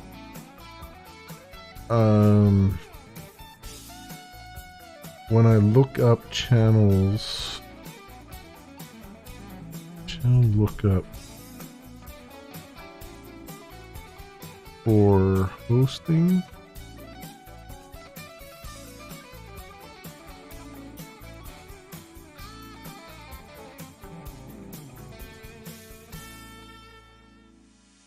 Yeah, here we go.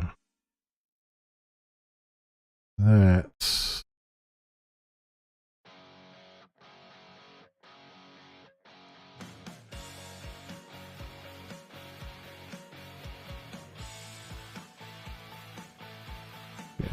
that's exactly what I need. So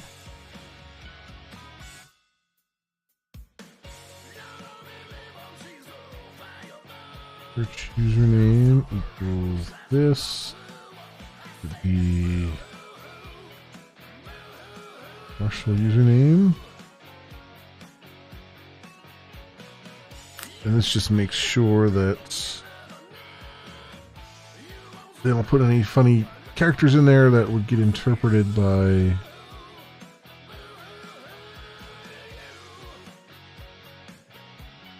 SQL or Postgre. And it puts a percent at the end.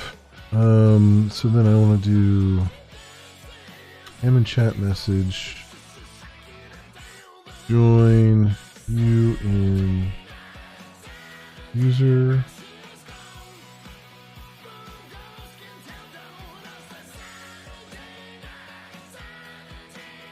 I think you and user on m dot user ID equals u dot ID. And then we say m is visible, shell ID inserted at equal to time frame and u dot username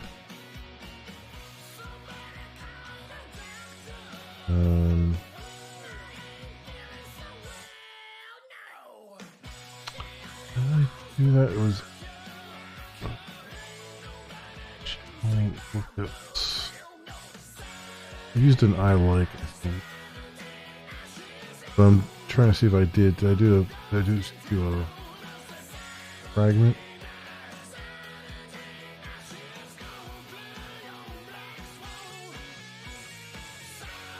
No, I just did. Okay, there's a thing I like. Okay, I got it.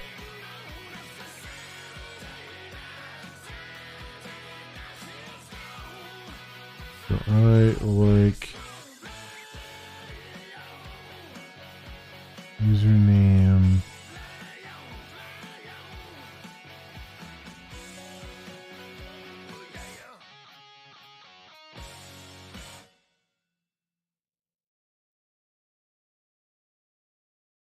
and then search username.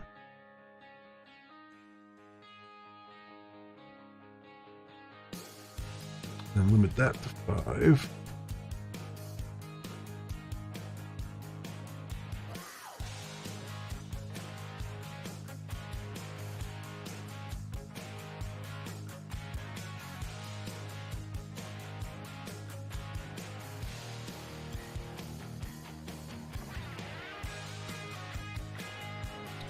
These are regex, binary, and a replacement.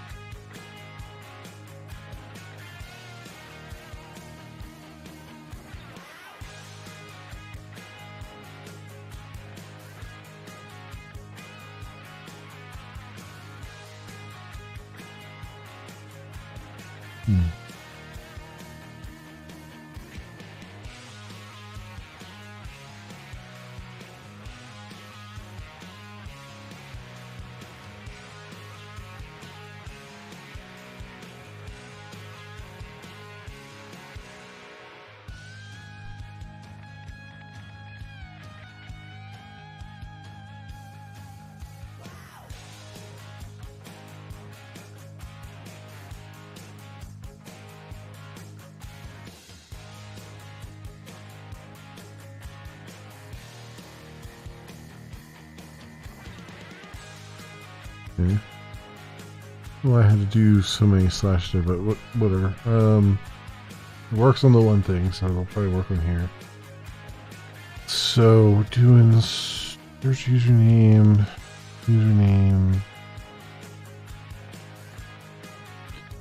Now, because I've integrated this search username with it, or the partial username with it, then I'll get the actual 5 suggestions I want within the time. Excuse me, within the time frame. And then I just need to form that up with people who are actually present. So forget recent chatters that are present.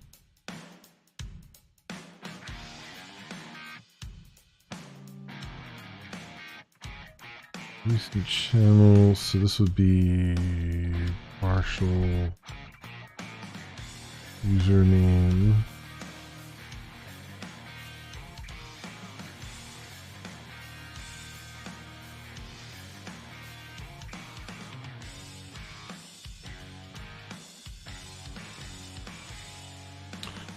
I'll give me suggestions, and then I go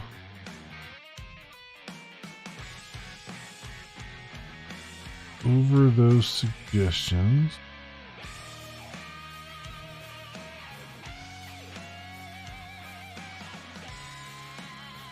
I don't need to even do the starts with though, do I? Just because the suggestions will bring back most recent chatters.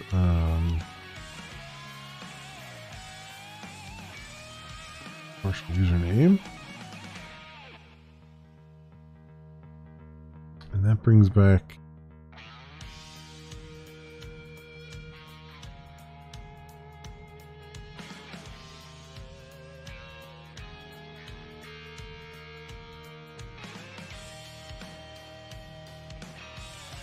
partial username.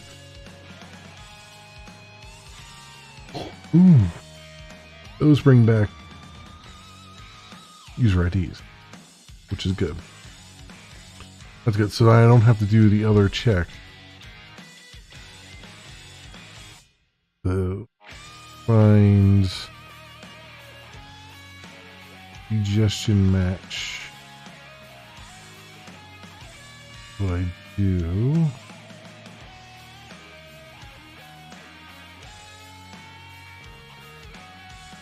Yeah, I just don't have to do find partial match. We got terms that are present, list presences, find suggestion match, looks at the user ID, and returns the username. And then that's it. We don't have to do find partial match.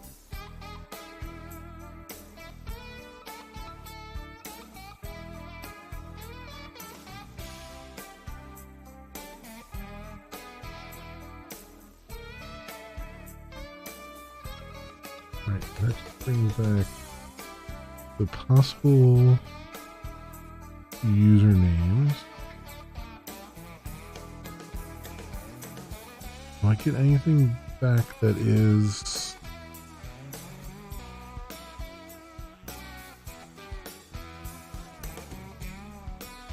No, I just wouldn't get anything back at all if there was nothing there. So, recent shares are present.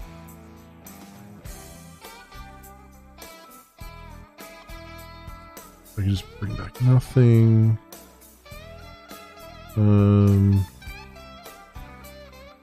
Just reject it if it's nil. It's really just, reject possible usernames.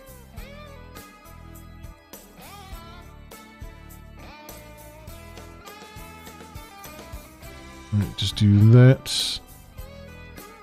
Hello, Jonathan 7K. Welcome.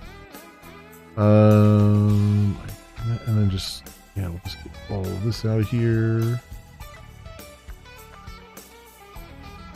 And this up here. And that's what, and so I just have to do that. So I'll just bring that back.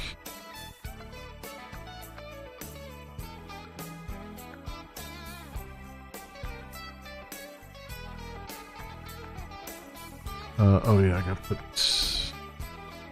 usernames there. Back going, and then that means down here we don't need this at all. Let's simplify some things. Although I do need to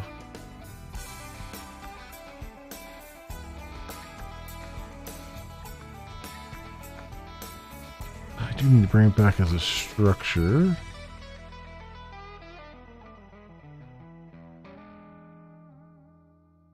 Like this.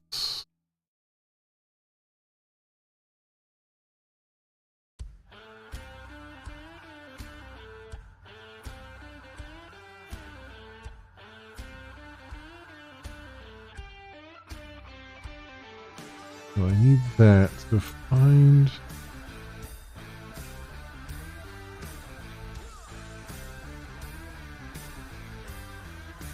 Find suggestion match needs to do this. Needs to bring back.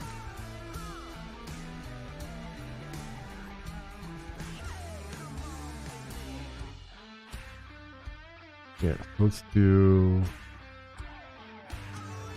partial username.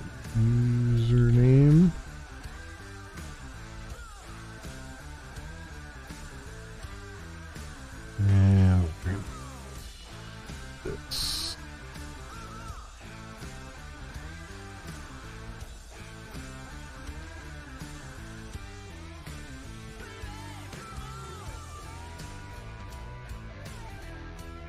Username would be here. And this would be partial username.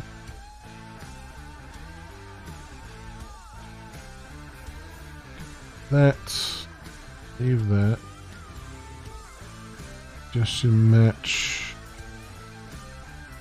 Here. Partial username.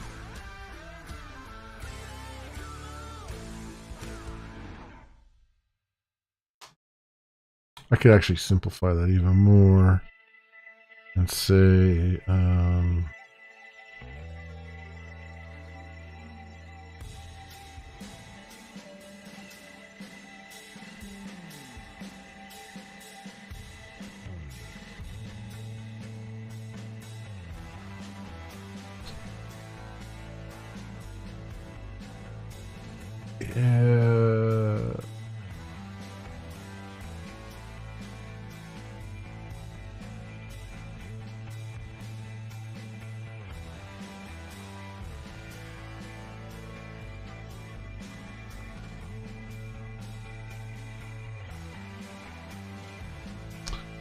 yeah, I think this should be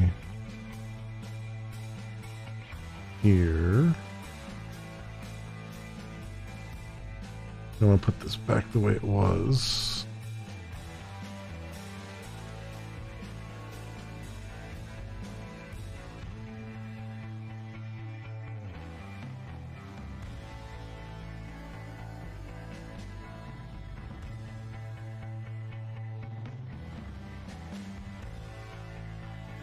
Now, find suggestion match. We do here.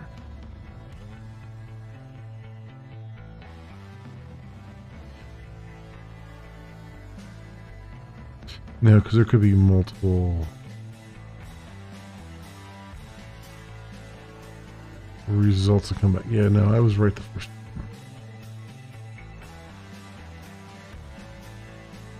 This is partial username data there. Right.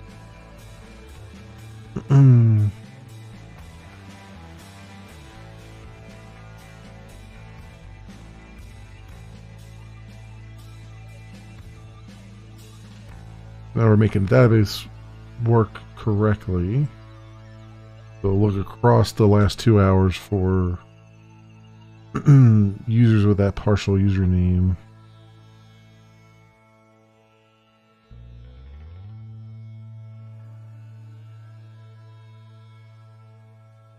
And then map it to people who are actually present. So it'll remove any results that come back for any users that are no longer present in the chat. And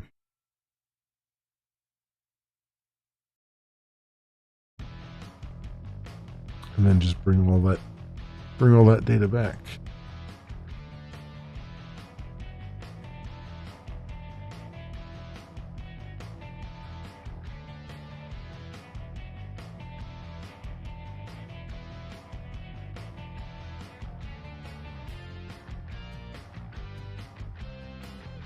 And I just reject anything that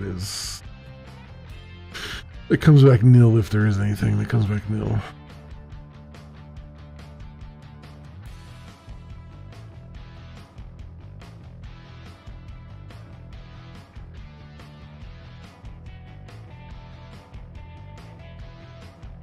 Okay.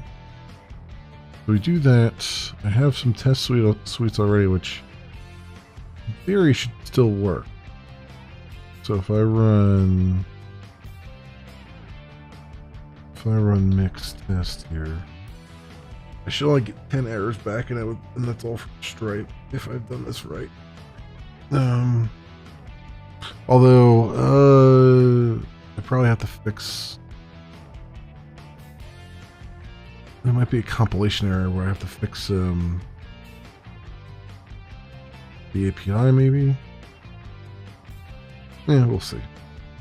We'll see. I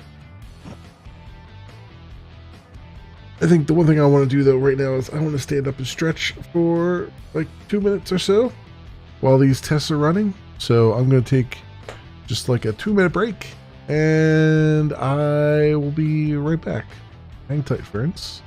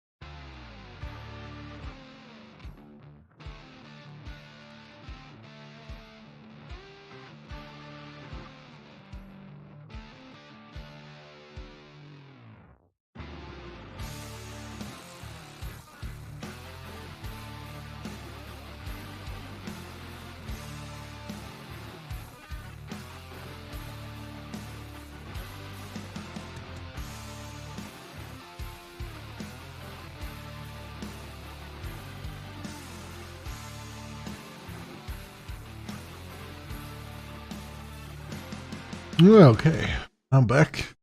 Looks like we had 17 failures. So that might mean that I wrote a pretty good test then.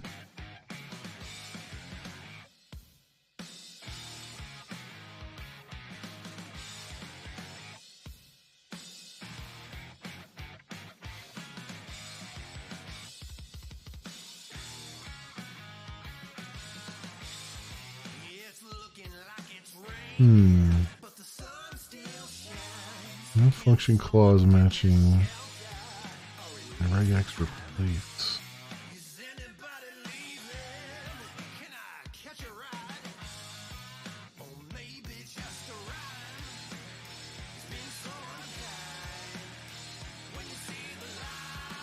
I mean, I literally copied this regex from another one.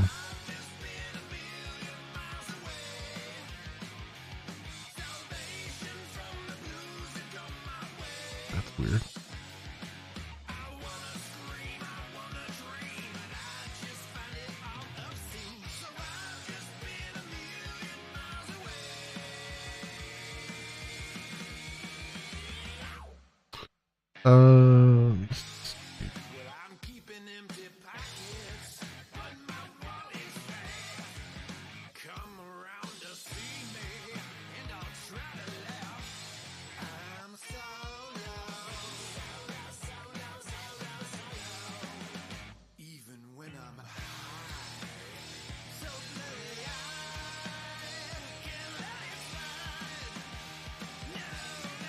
One, two, three.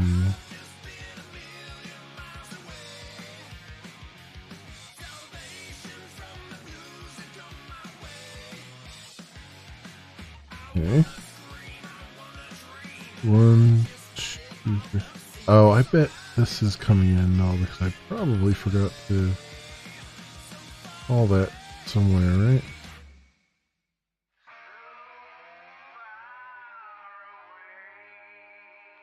Where is the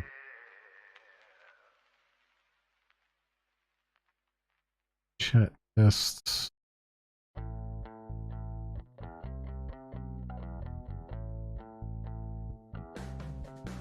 What arguments were given to regex replaced for?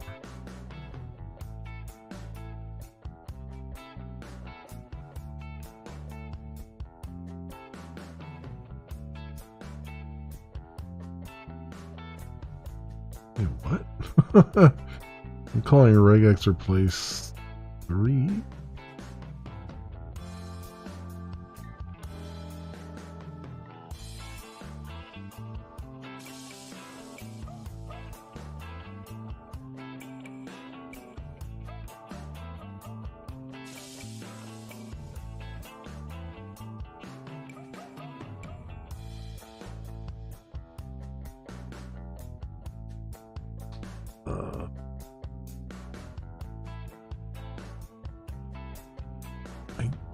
I don't understand what's going on there.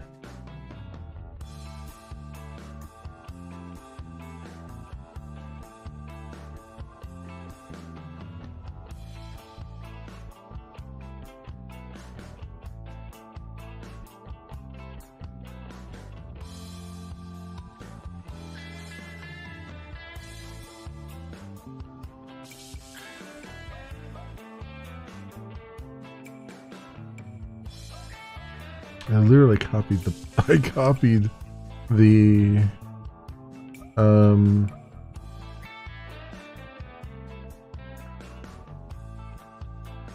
copied the line.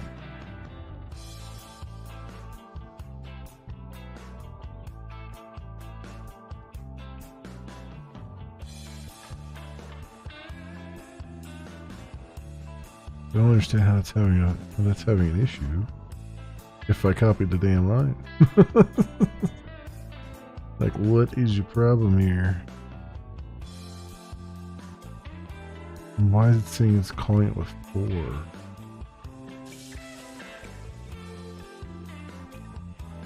Parameters.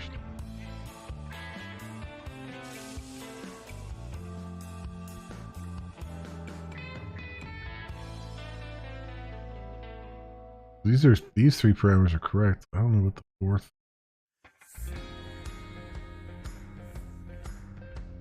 is supposed to be for.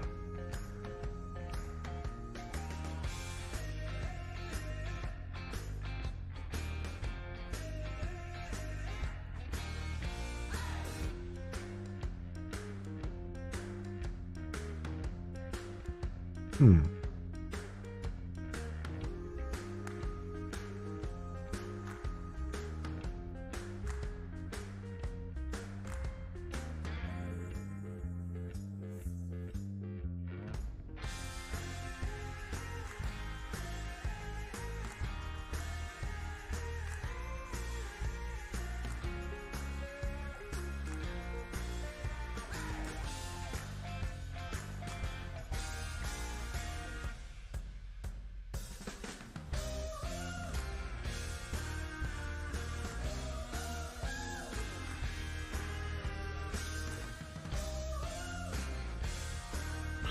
Yeah, I don't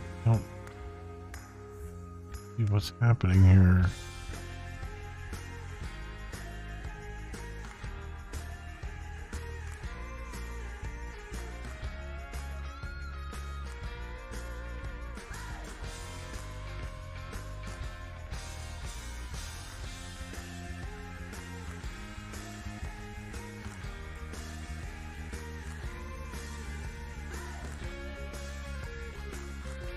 Only three. I'm only giving it 3 parameters. Why is that? I think I'm giving it 4 parameters when I'm only giving it 3. That's the exact copy of the last one.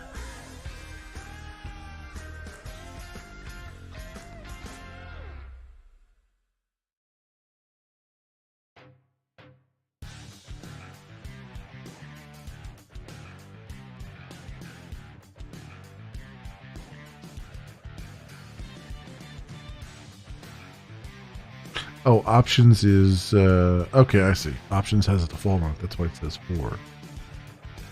Okay, so that's why it's calling that one. But then why?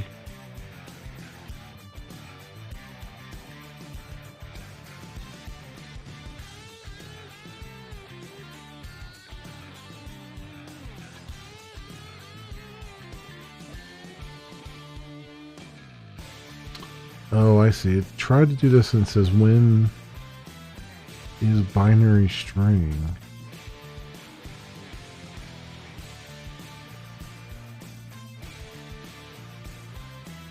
Which is this guy. Second partial username.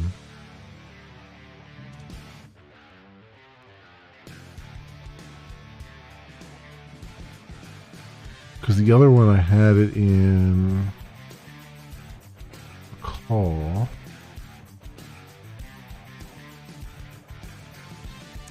I did a string length on it.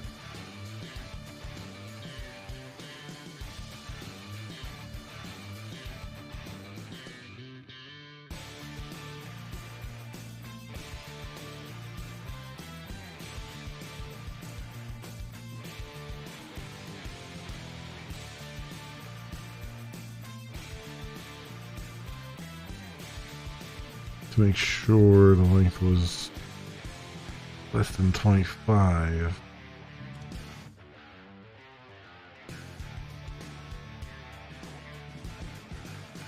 Which I suppose is still a valid check. Because users can only be, I think, 25 characters or something. Something like that, I think. Usernames. The users. Subscribe.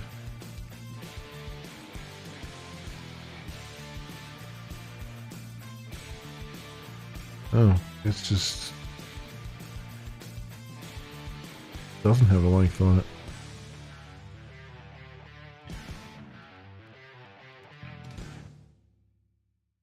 It's a character text a char. Not even a char, it's a clob, I guess. Some form of it.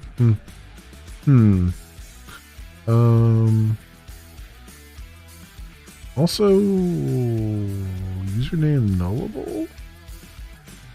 That sounds weird, but I'm sure we don't allow it on the Elixir site though.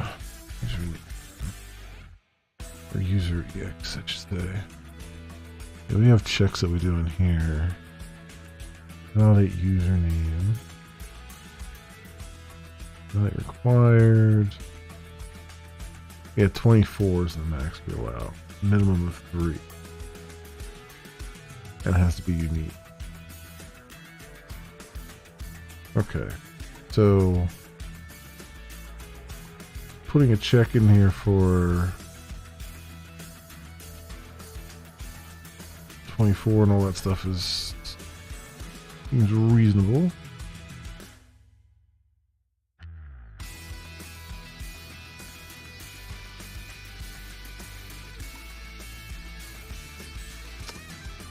If partial username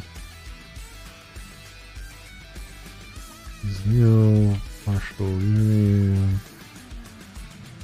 and string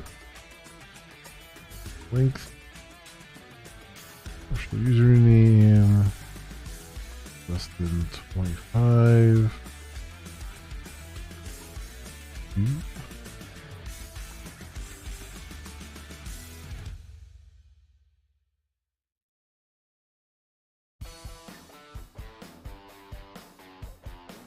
And I guess otherwise I just kind of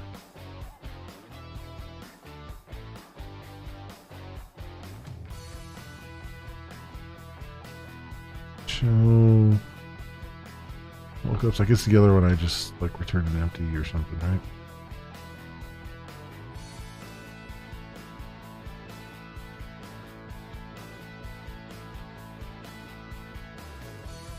Yeah. Exactly what I did. Do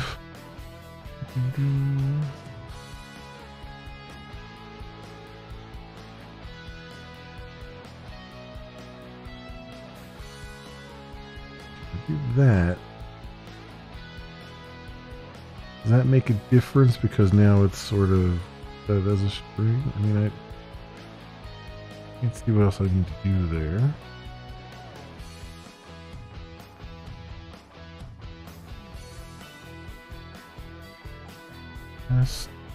Test garnish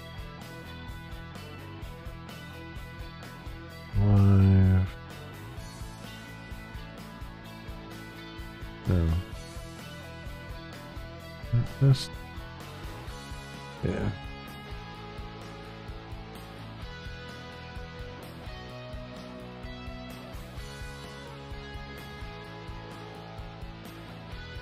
Doing that.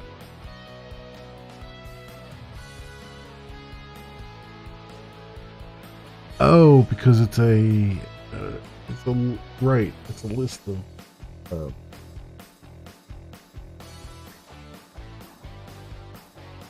partial usernames is a list. That's what's throwing it off.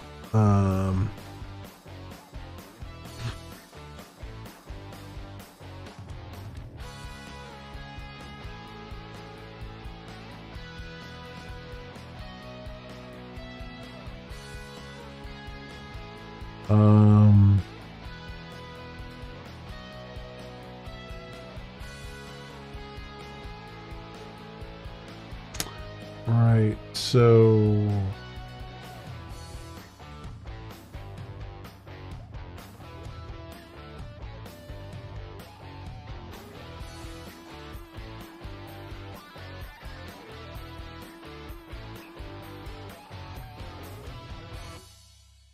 I just have to make sure I send it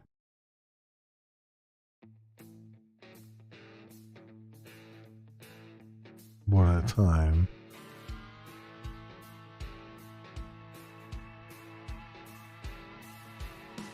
Daddy said we were made to fall. You better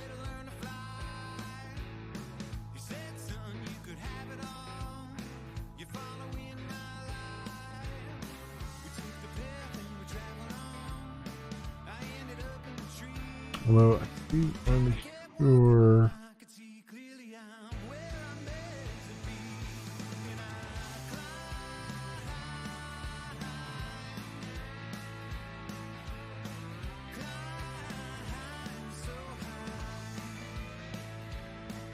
I did something to make sure that it was.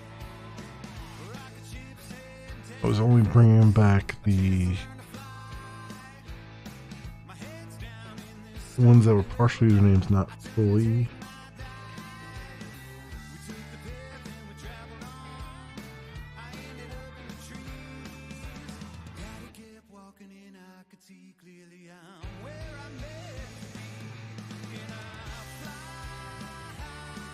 How did I have that?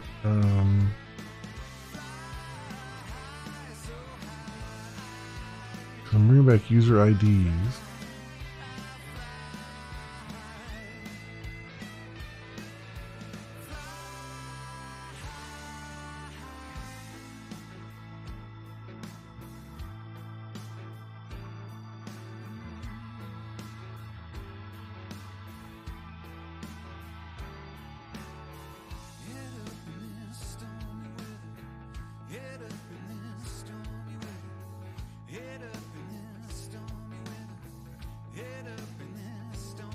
I think I'm making that determination in the JS, aren't I?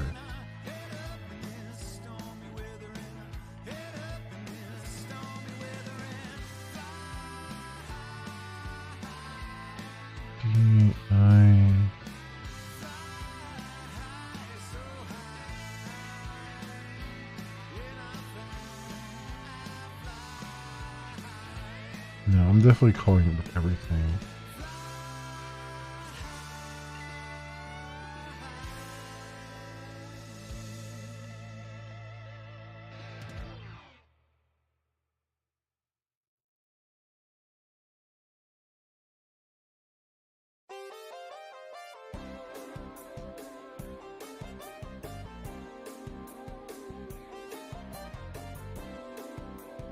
Yeah, just in terms of presence.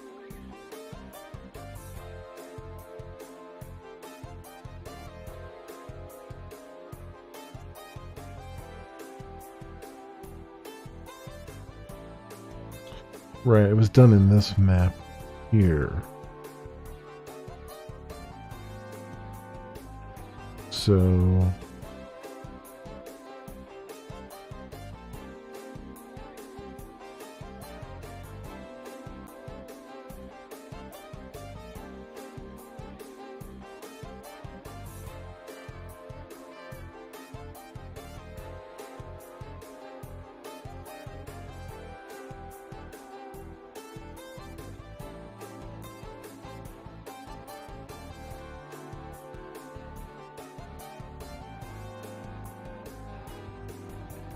I could bring back all the users that have chatted in the last 2 hours. But I feel like doing partial search is probably better.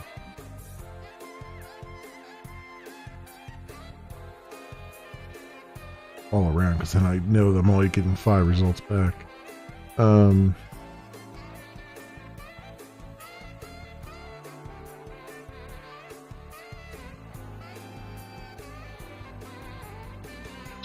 Let me see something. Status.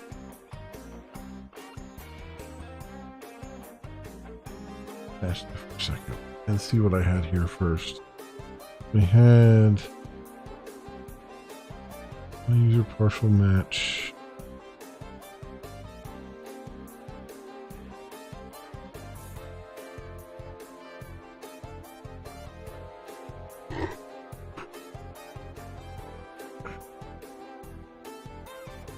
Oh, I did it right here. So I said, make sure it starts with it and a user does not fully match. Which I can still do that. Just have to do that in the query. So here's what we'll do. Git stash up.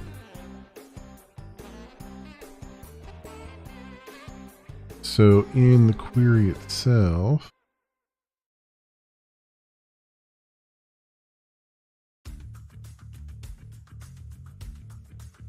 partial username, I can say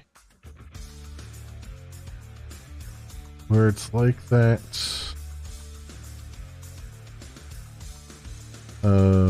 and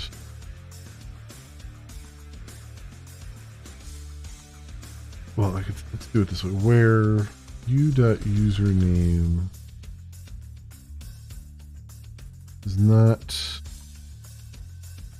equal search username and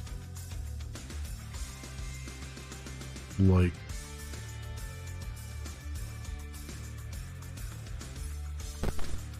the partial match.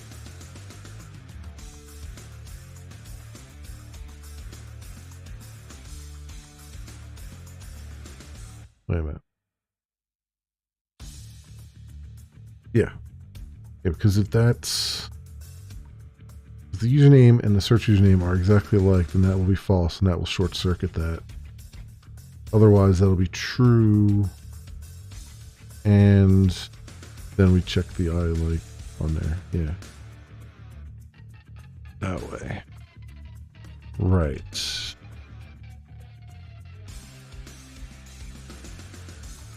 You like that?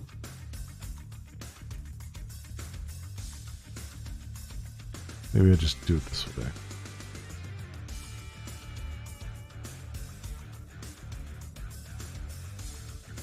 Yeah, okay, it's fine with that way.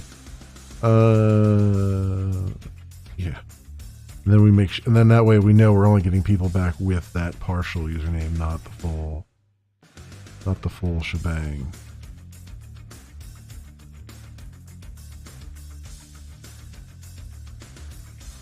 And then all I have to do is I just have to call this the null boot, which is fine. So how do I want to do that?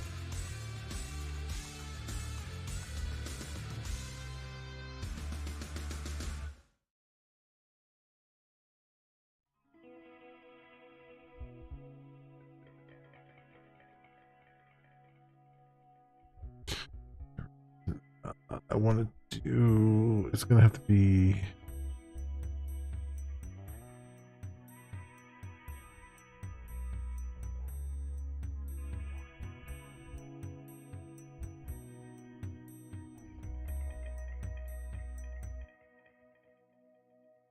channels that are present.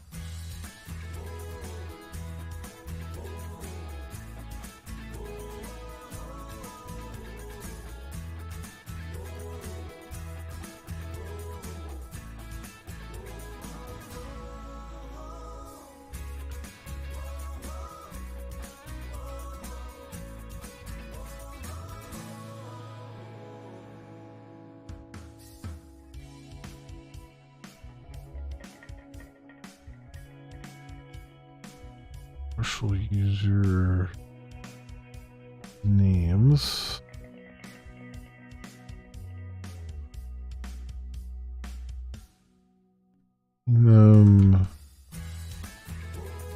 Each.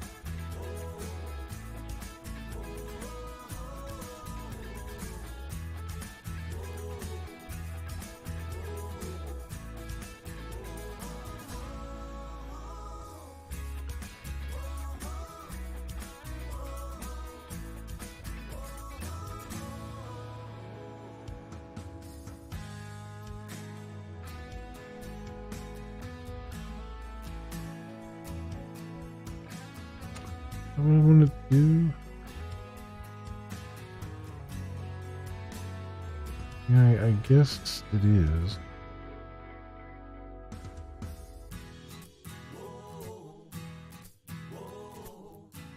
I mean, I'm doing it in a map here. list where each element is the result of invoking function of enumerable.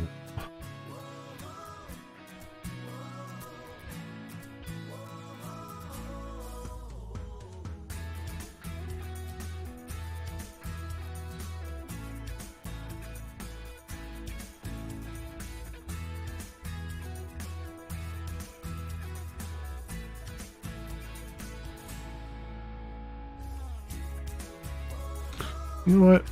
Wait a minute here.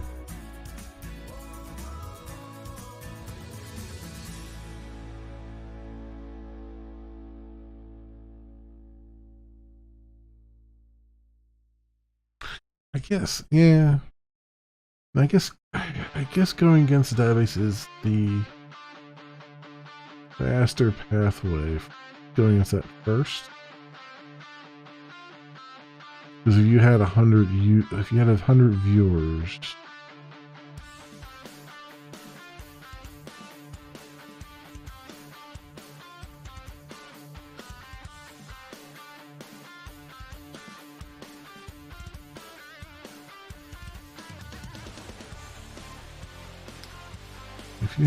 viewers, then my suggestion that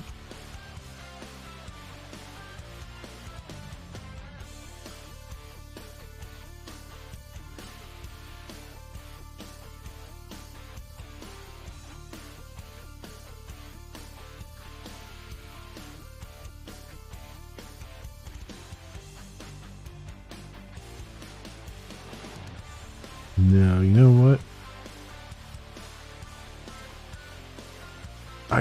Now this can be even more efficient.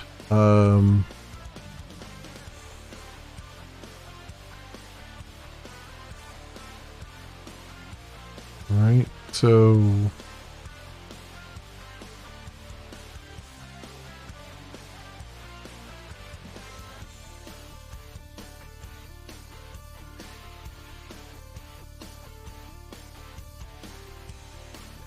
we just need usernames out of it. I can pull the usernames out of the database.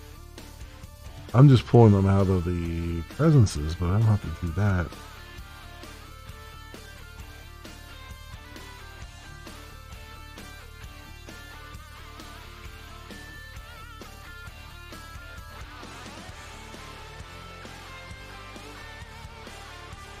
I mean, if the problem becomes I'd be sending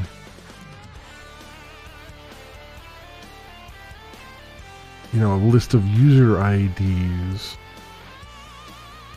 but I think the way that, because I looked at this the last time, and I think the way the query is being written when you send a list of stuff is that it's actually not, you can actually send a whole bunch down without making the query grow.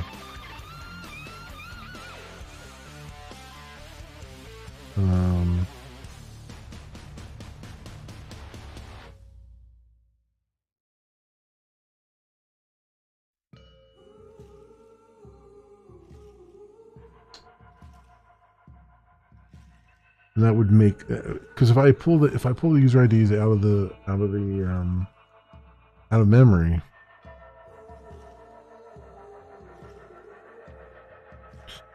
then we'll be able to narrow the query even more, so it runs a little bit faster.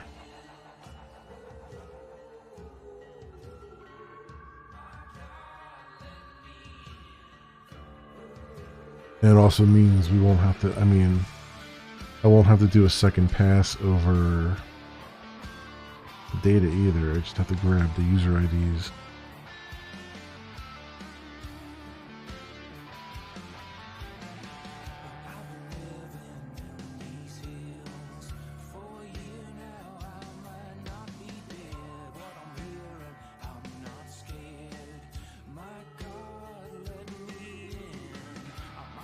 Yeah, here we go. Let's try this. Let's do...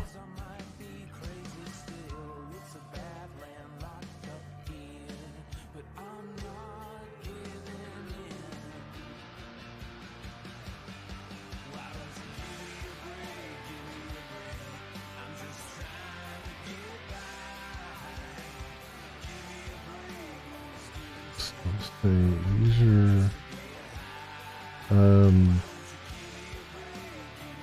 present user IDs.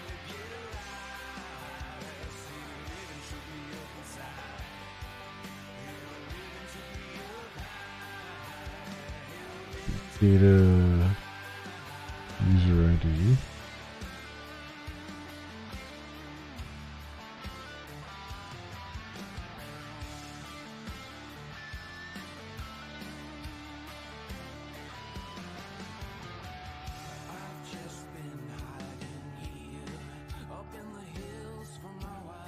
Yeah, okay. There'll be user ID, and then that brings that back there, and then all I have to do that is here.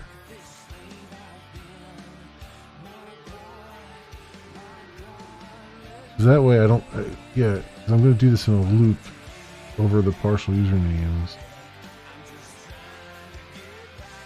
And this way I don't retrieve user IDs constantly in a loop. Like it's the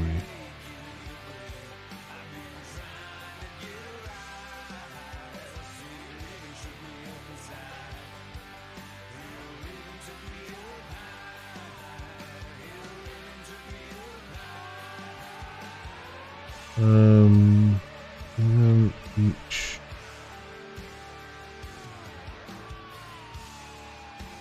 present user IDs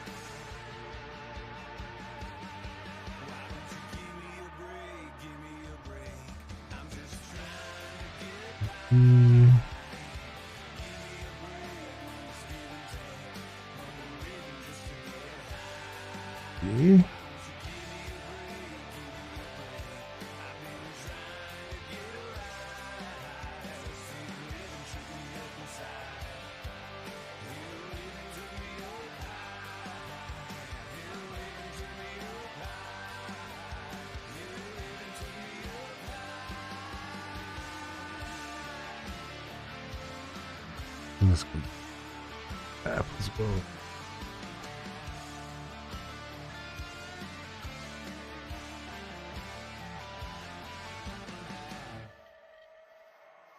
Let me take this. Say instead of, well,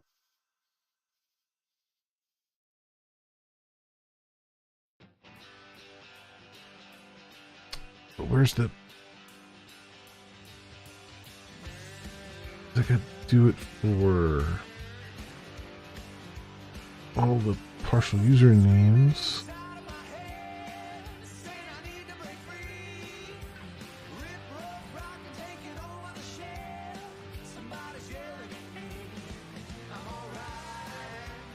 Oh, I don't have to go. Oh, I know what I'm doing. I don't have to go over to user IDs. I just have to go over the partial usernames. And this would be use partial username. And then just pass the present user IDs in.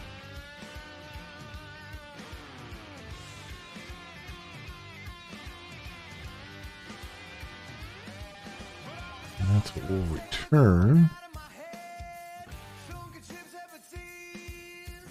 Alright, so just going over all the partial usernames that are passed in. We're running the database query, and then we're passing present user IDs.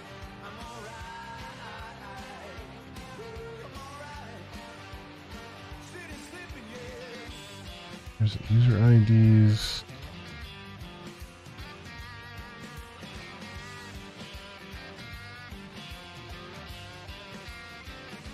Where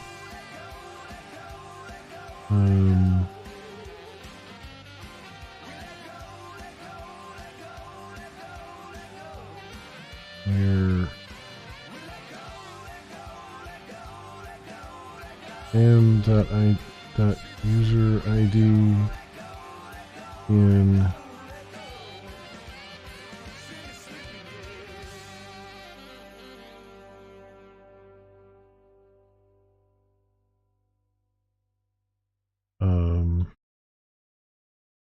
present user IDs.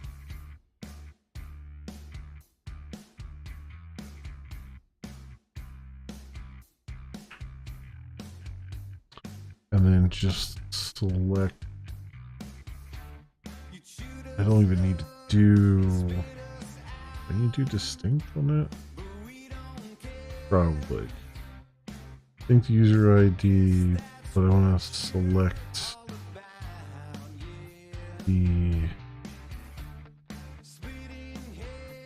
u.username.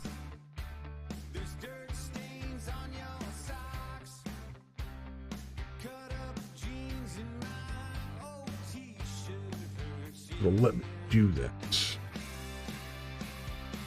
I think it'll let me do that.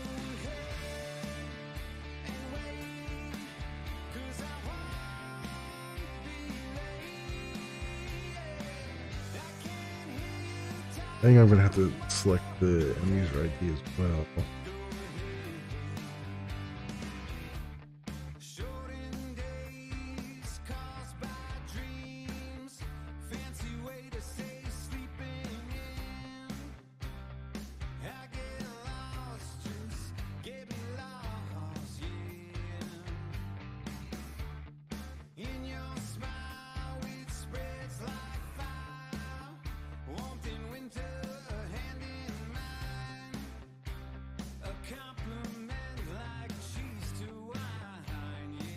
Actually, you know what? I can do distinct username.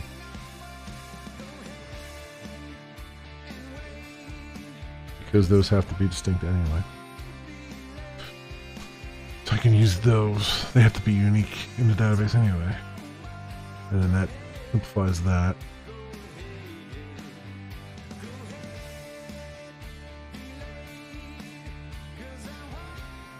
That brings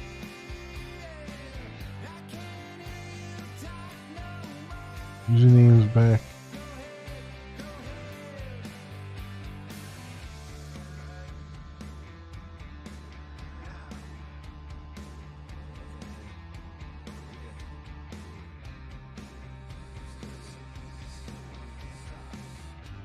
I could also stack the deck here and say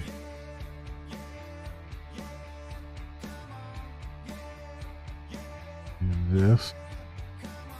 Let's say user partial would be partial username. I think select will take that.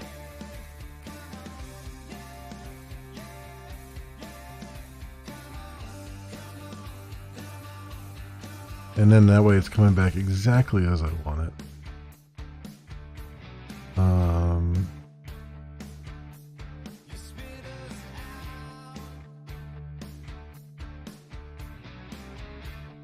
I don't have to do any manipulation to it. It'll just be in this format. Well, it's got to be suggestion and then partial.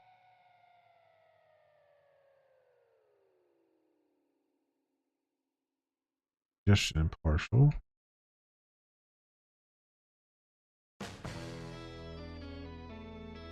Yeah.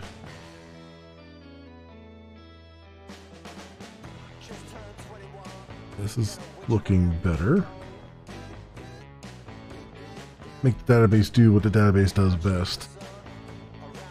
User IDs.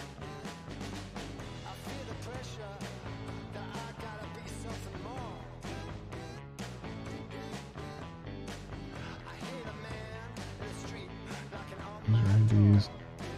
Pairs with partial username. Okay.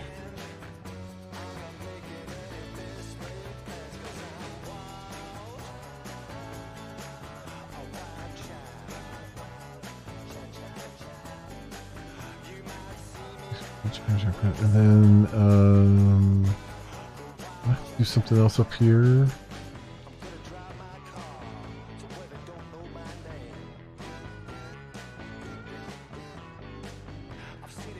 I don't think I need to do the reject. So nothing should be coming out of that. That's nil.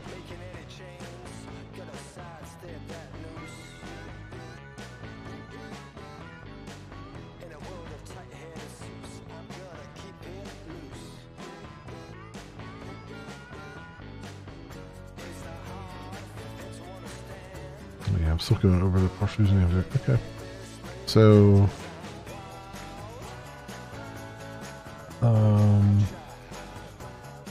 this doesn't need to be another method, right?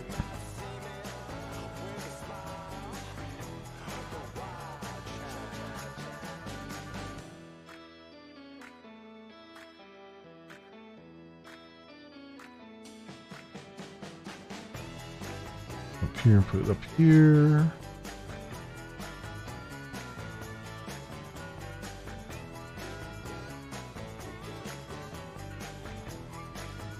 That because I really cut down the loops and everything. In theory. Alright, let's try a test here. See if it's happy or sad.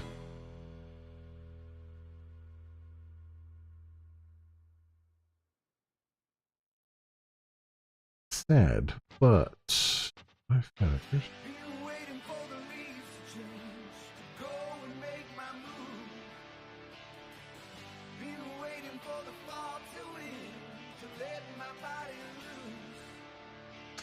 Oh, okay. I brought him back in a list inside of a list. Which, yeah.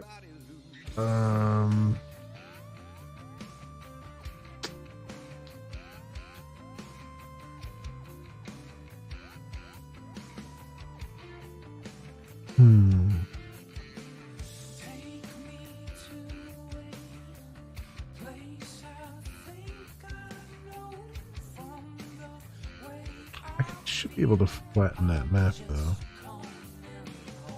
Partial.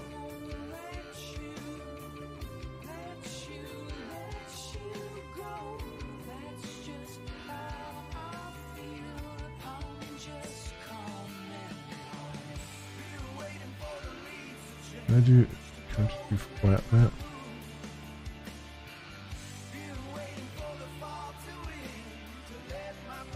Will that do what I'm asking it to do, or will it get really ridiculous here? I have a feeling it might get really ridiculous.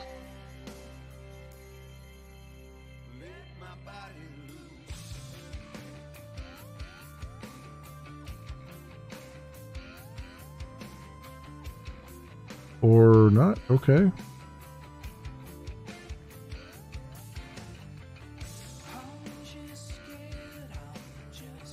Okay. Just test chat autocomplete users will return empty enum if a full username is passed in.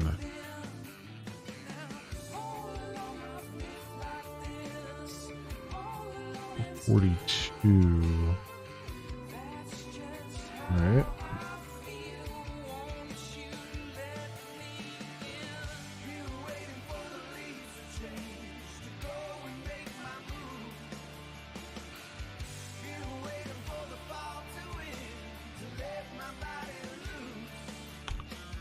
Partial usernames.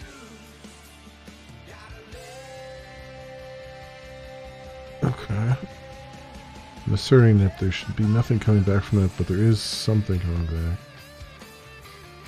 That said, the refuse. Well, I don't know if it got there or not.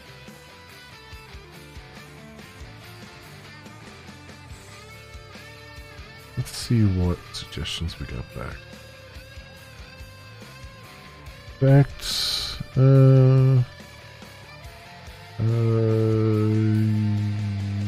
suggestions, label, suggestions. Proto1, thanks for the follow. I appreciate it. Alright, so we'll do that. And run this again.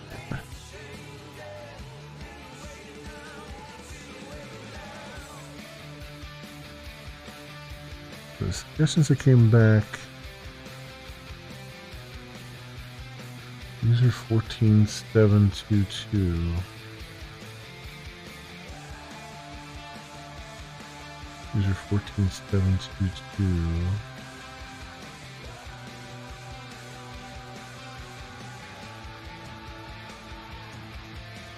That refute should then fail because it's the full user, so something's wrong with my query then.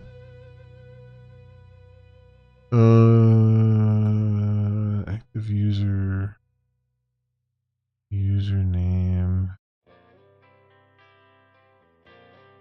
So, that's the username in there. List presences. Partial usernames. List recent challenge of partial username. If the partial username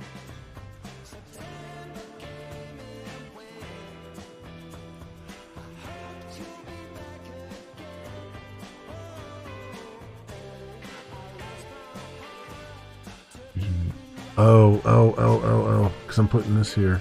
Whoops. That was my goofball. Shouldn't be search username, it should be partial username. There we go. There we go. Cool. That should, so then if I rerun this test, that should then have. That was a good test that I wrote, because it was a legitimate bug that I introduced in the refactoring, and that's why you write tests. So when you refactor stuff, you know you didn't break something. Well, at least reasonably so. All right, let's try that again.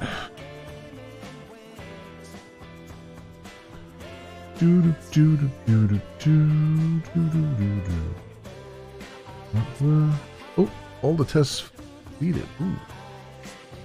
That's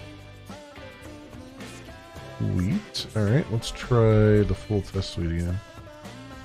Because there's still another set of tests for the API, which I suspect should fail.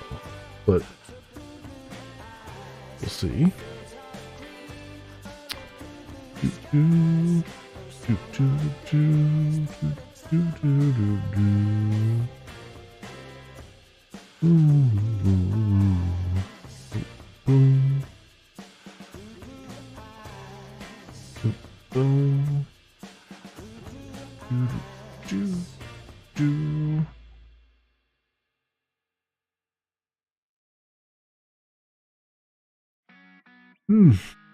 Anyway.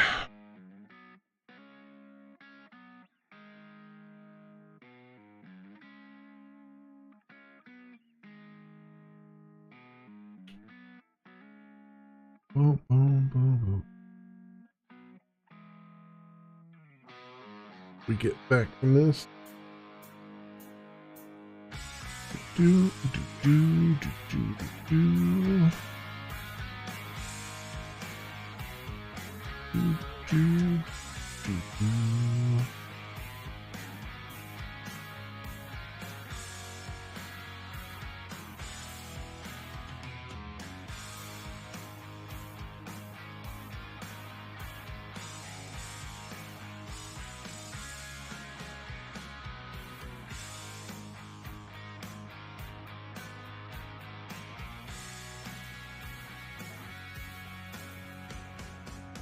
Alright, 10 failures, which is what I expect. So stripe, stripe, stripe, stripe, stripe, stripe error, stripe error, stripe error, and then we're back to where I start. Okay, cool. Cool, so all my tests are passing. for the moment, although I want to write maybe one more that takes into account longer term, more than a couple users. But let's look at the actual chat front end here. This is running. Okay, good. Where are we at here? So, tests. And I can actually set up a test with this as it is here. So if I go to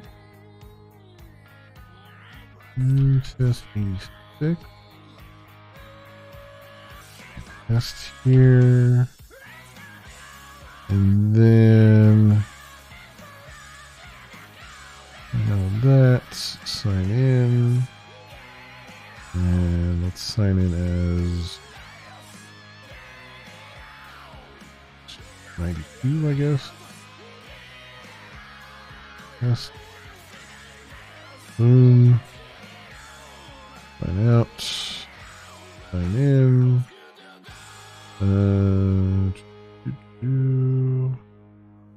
89. Test.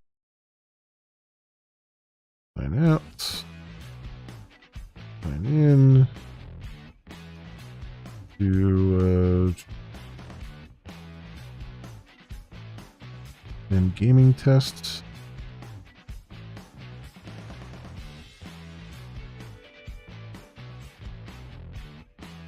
That and sign out, sign in, and then there should be another user here.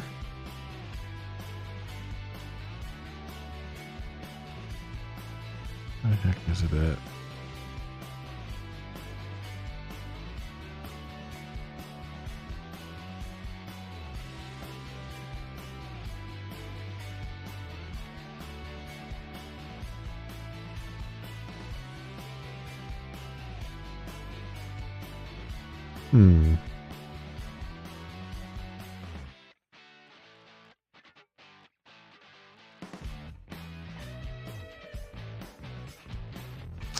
Did have a user called another user.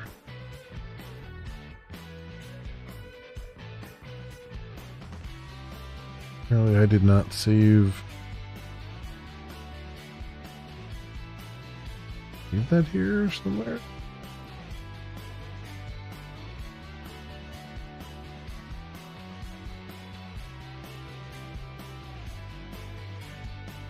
I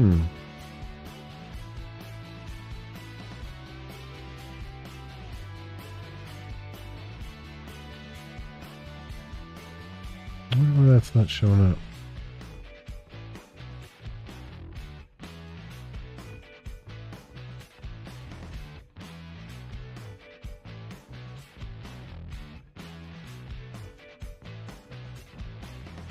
Other.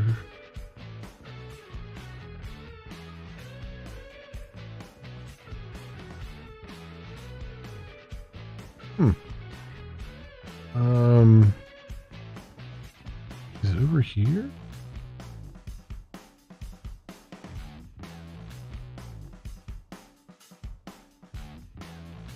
These should both be the same. They are. Strange. Alright, well, let's I guess we'll just create a user. Register. Get another user.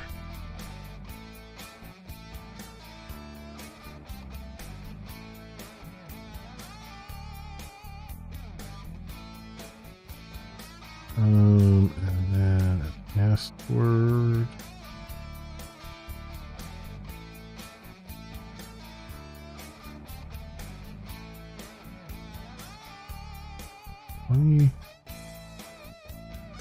Copy that.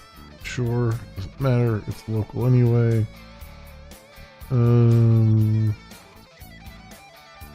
Register.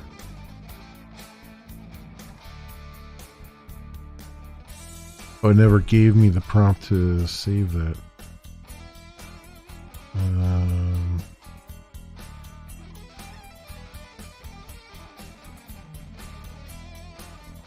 Another user.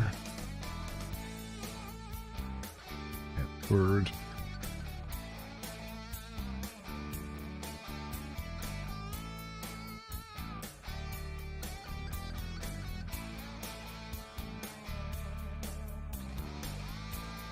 That. And save. Okay. Test there. Boom. So we had 1, 2, 3, 4, 5, 6 different users in the last 2 hours say something. So if I go and say hello at mem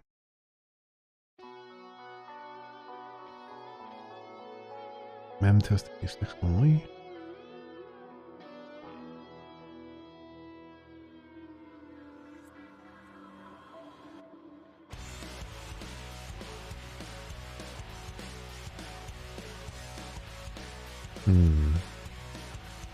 That's not working.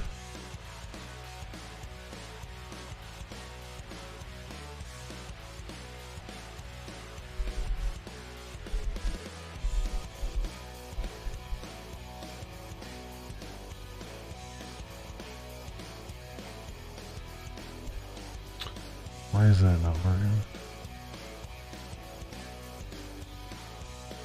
Oh, right. Stupid. It is working. I'm only listening out to people who are actually active in chat right now. So there's only 2 viewers, so I need another browser.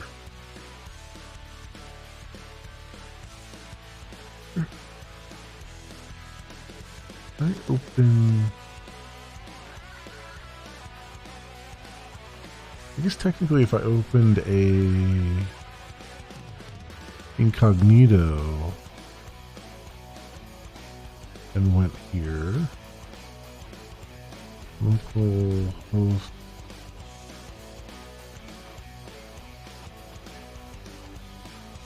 and I said sign in, let's do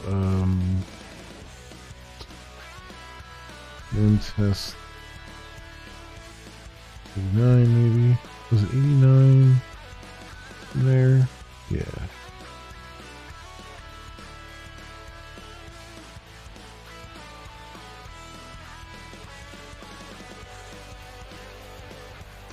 Copy that.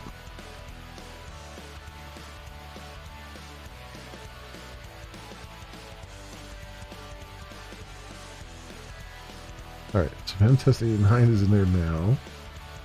And then if I do incognito mode over here, or private window, host 4000, sign in,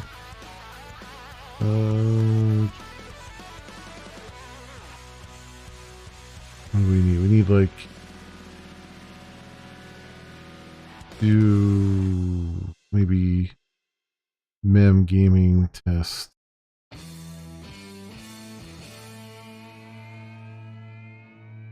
We'll copy that and here that. And then we'll go to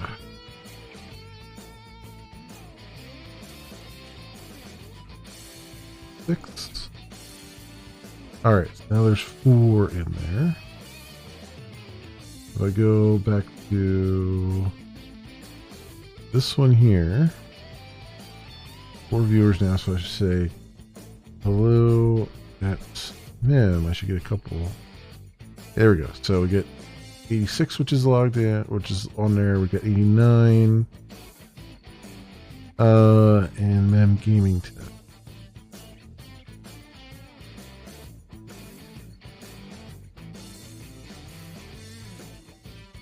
Okay. So that's good. So cancel that for a second, go and at yet.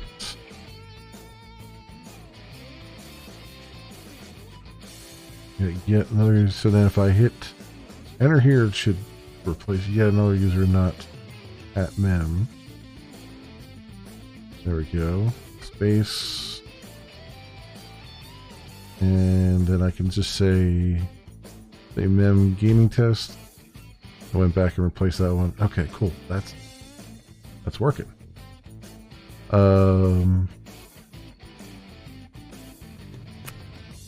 So if I say at YE, get another user, and at G gaming test. Okay.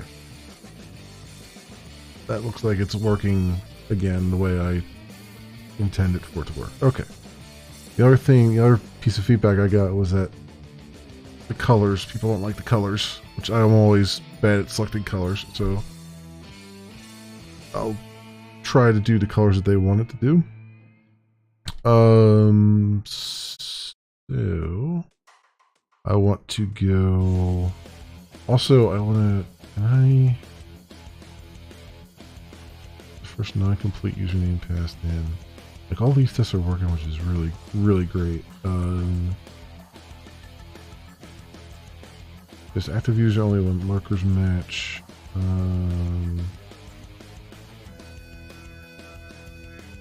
Complete.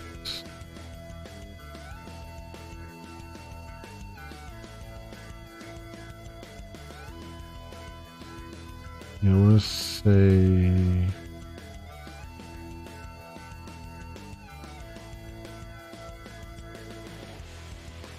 I'm going to do another test where it will only bring back 5.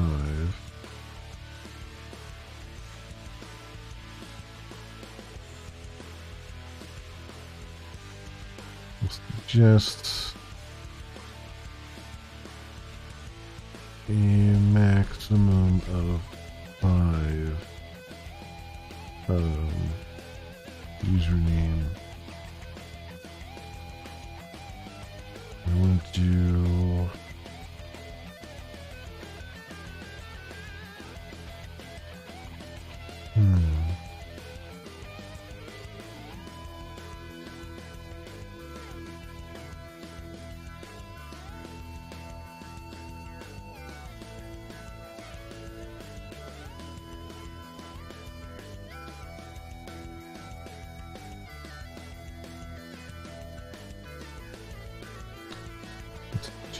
this. We'll do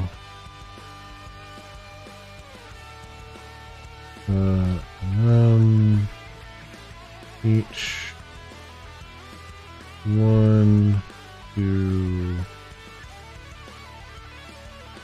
500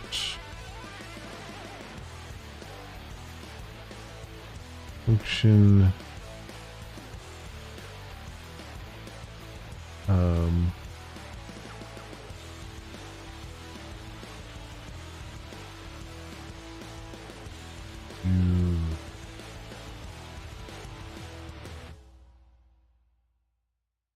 set up chat with user streamer.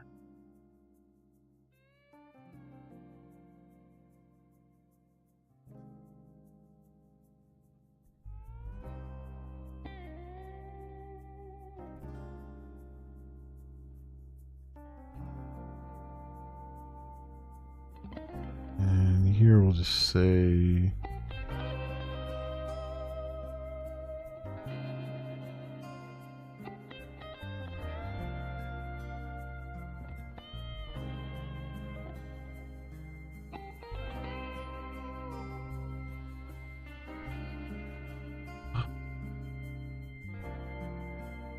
do one active user outside of that.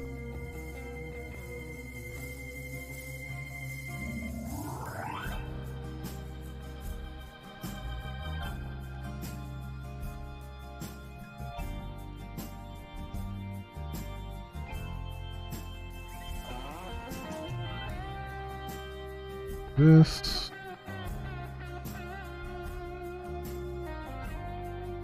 The active user.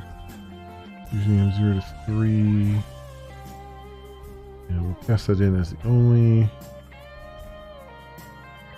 thing. Partial username. There.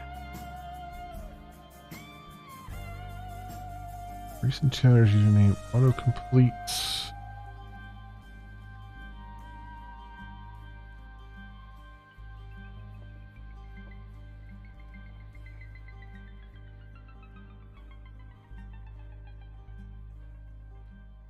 Alright, partial username. And then the suggestions would be 5.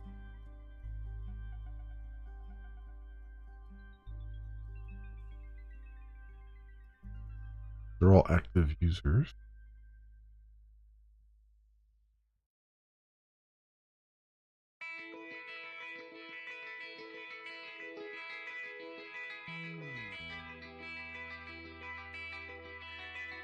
I'll just do I'll do the 50 here instead of 500. 500 is probably a little excessive. Even 50 is kind of a little excessive, but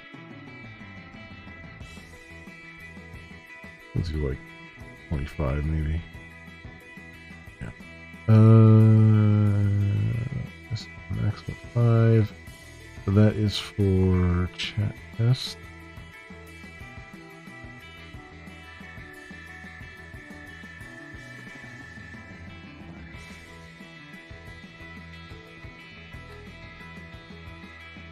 Always forget the end. Always forget it. Every single time.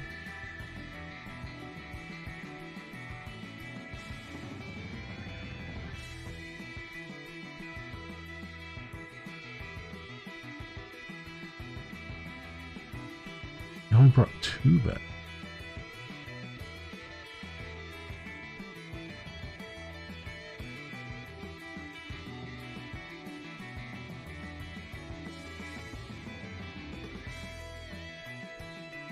Why only 2, I wonder?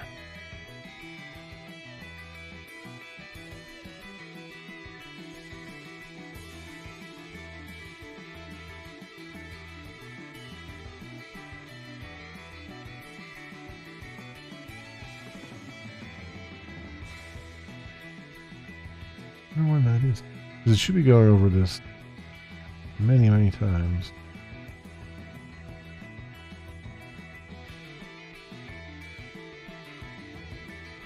Creating a new user every time.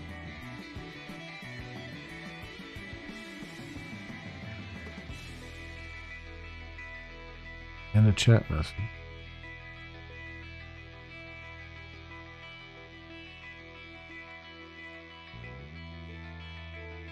From 1 hour ago. So, huh.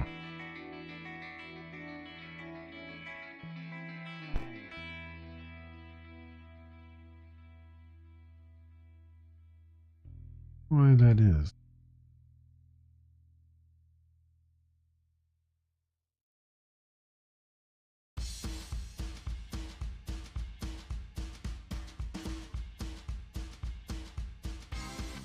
Oh, is this not doing the range?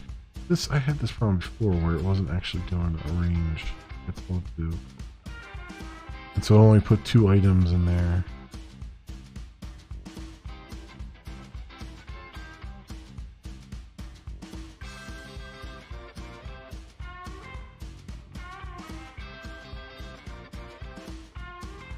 Yeah, it's not doing the range properly. Why do I always have this problem with range? Like, am I just a goofball? So that all it comes down to? Is that what it comes down to? Flexor range.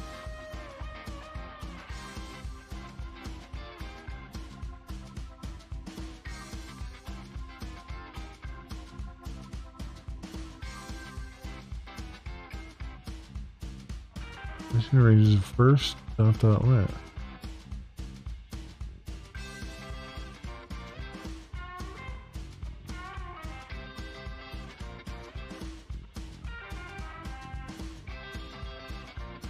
Maybe it's the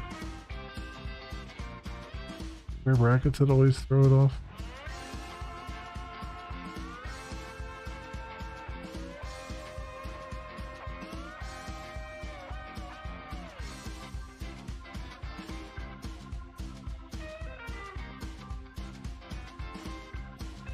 There we go. That's correct. It was the square brackets that did it. Okay. So that's good. Get maximum 5 out of it. What I would expect. All right, let's follow around with the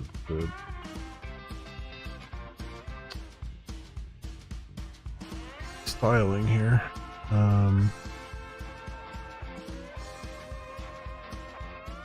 We wanted the suggestion items to be the same color as text box background, which I always forget what that color is.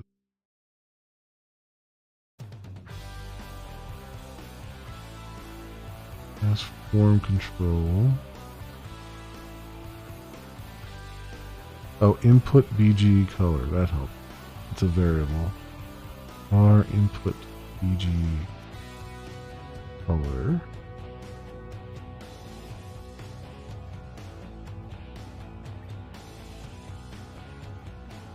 So,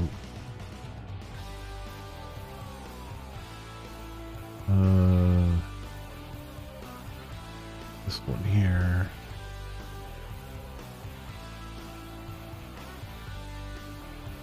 Input BG color.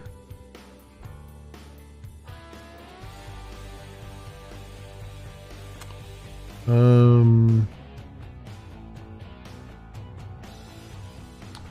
guess the border, other variables we have here.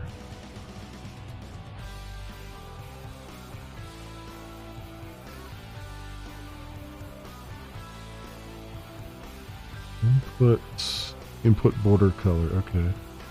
Input background color, input border color, and then I'll try the input focus border color. Maybe. Yeah, input background color, input border color. I guess input color for the text.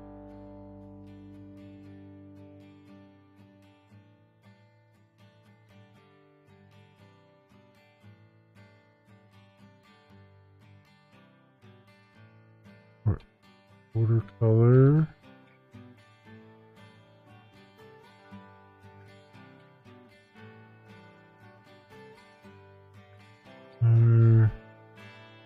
Input color.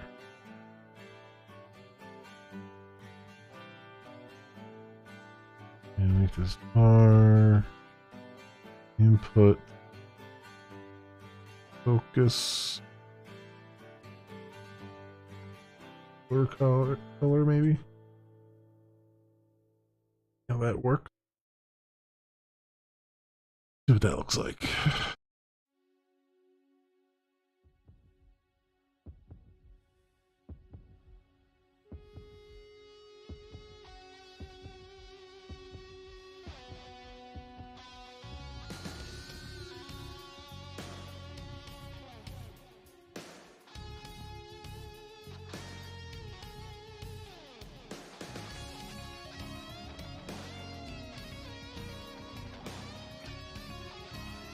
Not bad.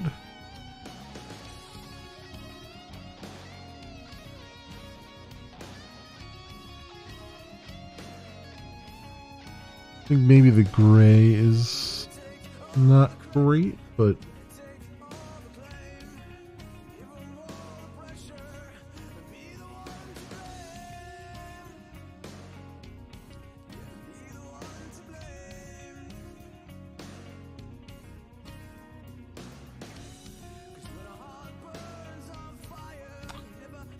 it was suggested to use the bubble background. Chat bubble backgrounds. Try that. What that look like?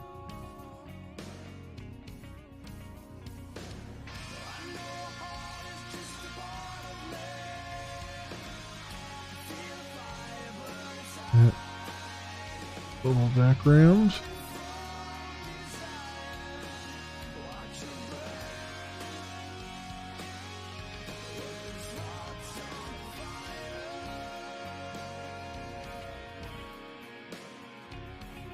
That could work.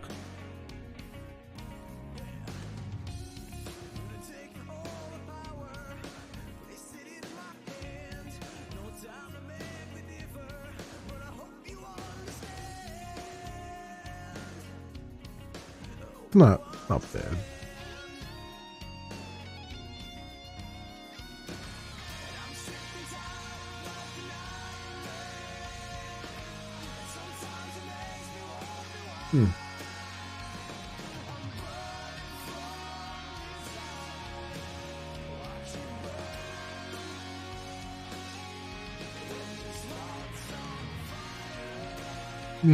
Yeah. That's better. I think that's better. Let's get this stuff committed. Let's run the tests again. Let's run the code quality. And then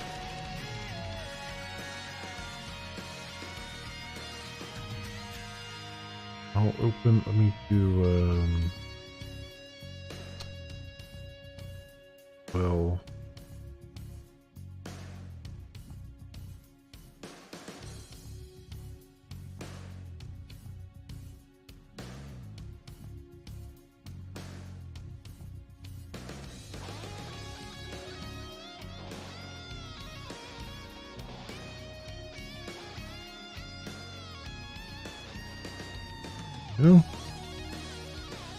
shot of that. Close some of this out.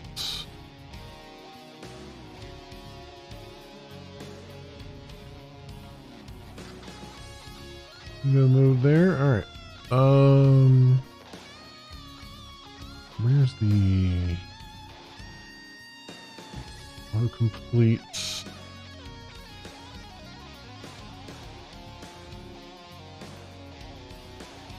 Apply. I've changed the autocomplete colors. Let me know what you think.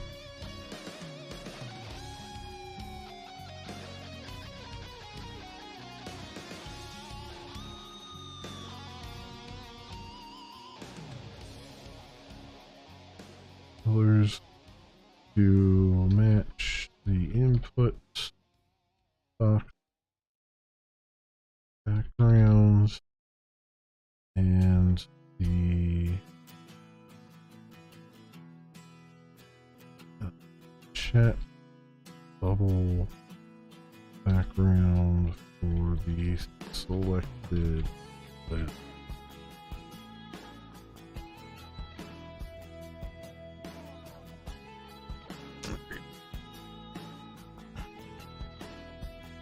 That out there, and we'll get some feedback on that. But I'm also gonna I'm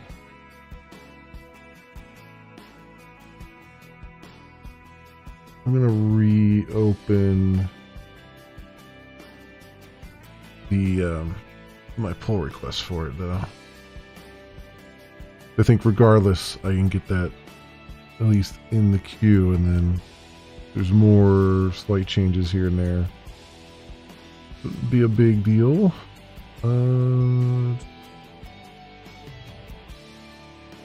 That for a second. Get status. Get add. Commit.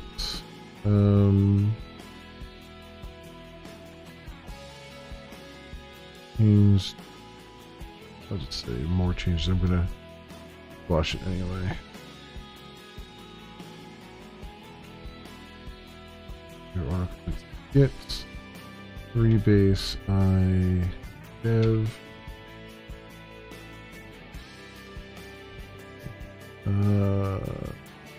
that up and exit save.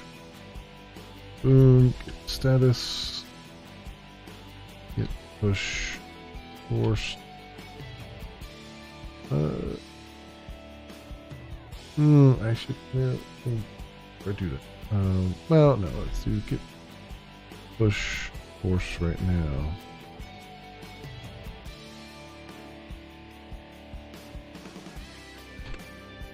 And then I'll run the tests. I should have ran the test first, but whatever.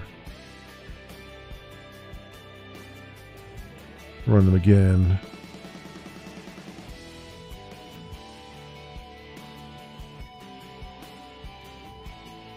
Okay. Mix tests. All right, let the test run. A couple minutes here. How is my Melvor idol doing? It is not doing anything because I have crafted all I can craft. Where is the thing at? Right, you. So all but one.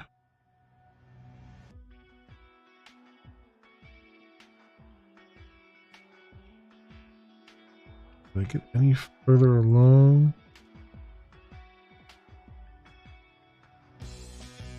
I can craft one of these.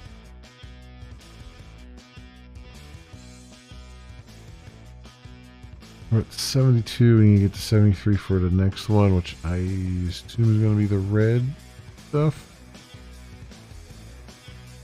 Yeah, it looks like it.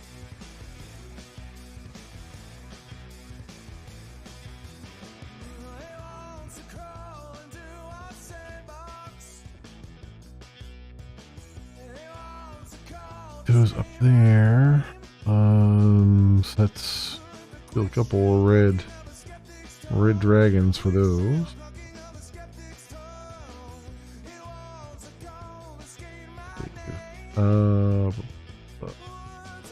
Do that right now though. Let's just shop here.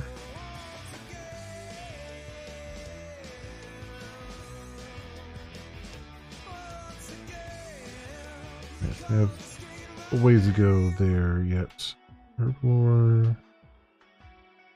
Yeah, here's the bird nest.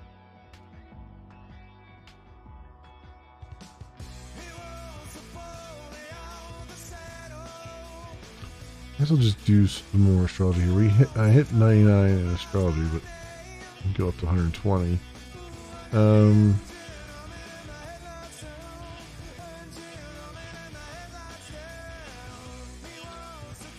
Quick equip our cape before we do that. Hit study. And then I realized too that I have stuff in the bank here. Super Stardust Potion for interval. Like 5,000 of them. I don't know how I got. Does this, how do I...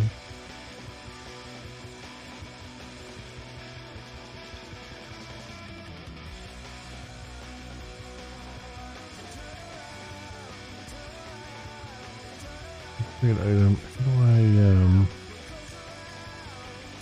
How do I use it though? I guess I use it from this menu here.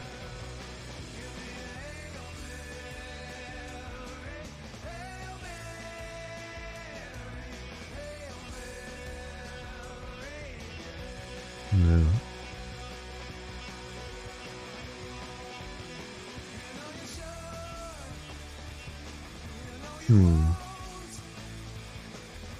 Do I not use them? Is it just not something I can use? Wait, do I have to use it? How do I know it's not already equipped?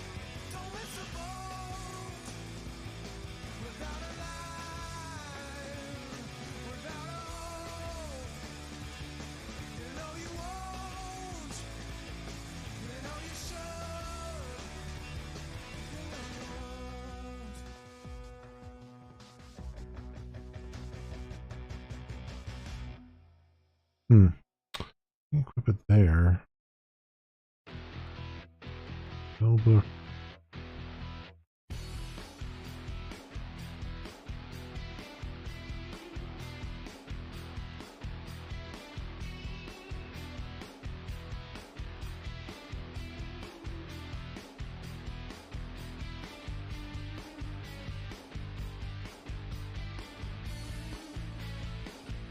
I don't know. I don't know how you're supposed to use those. Or if you're supposed to use it. Like it doesn't say consume or anything.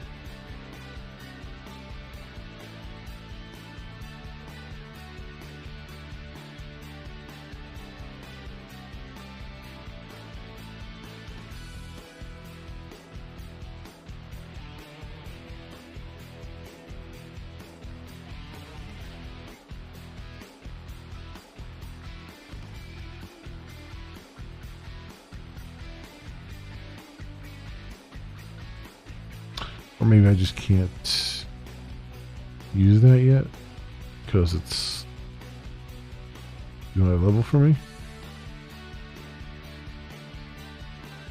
I don't know. I'm not sure how that actually works.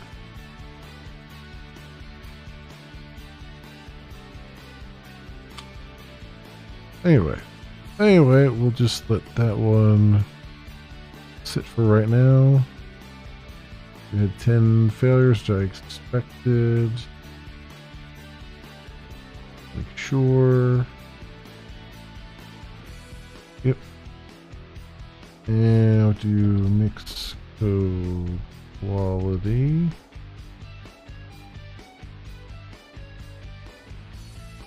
No issues. Get status.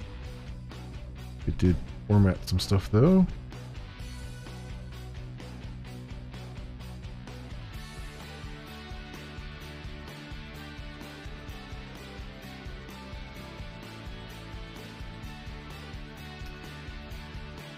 Get rebase dev.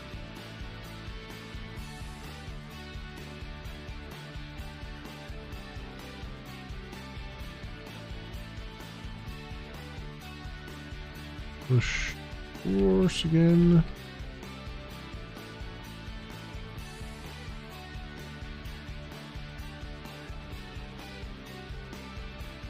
There we go.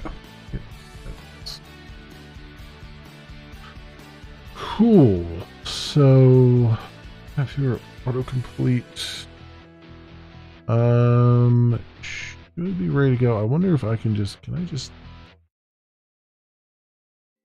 could probably reopen the pull request I had because it has all the stuff in it.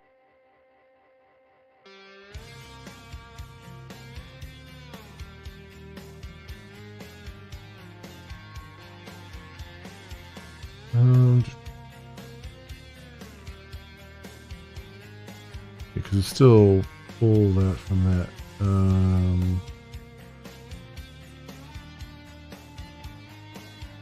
Close it. So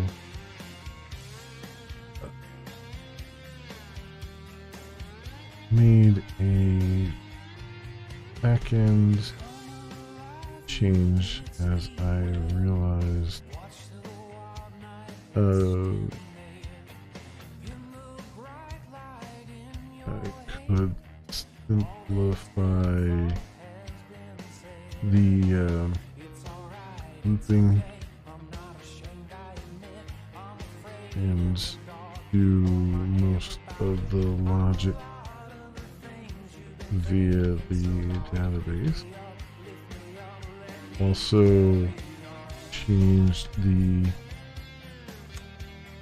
suggestions, background colors as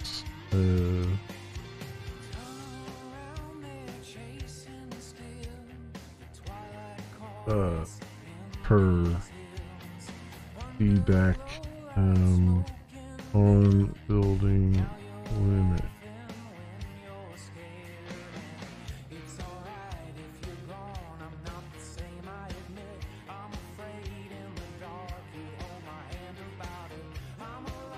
Oh, I can't reopen it because it was force pushed or recreated.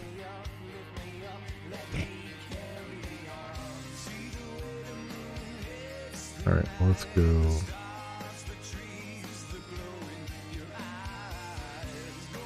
I'm just gonna copy everything here. This is all still relevant.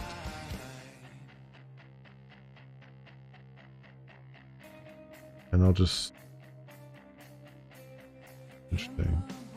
It won't redetect it again. Huh. Oh yeah, because it's per this commit, which is okay. Alright, that's fine. That's fine. I was wondering how that would work. And the answer is it doesn't. That's fine. At least I don't have to retype out all that stuff again. I can just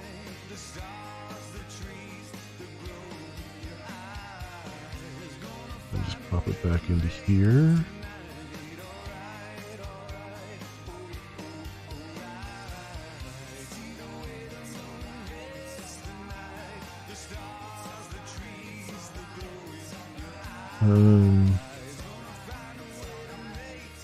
What did I call the other one? I want to use the same thing. That username autocomplete. Username autocomplete. Worker friendly.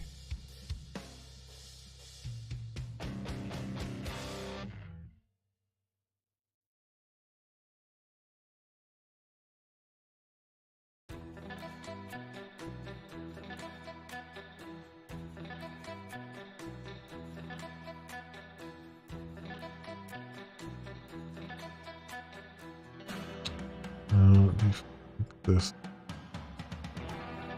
say note I've made changes to the colors of these suggestions in since the above recording. Here's what it looks like now.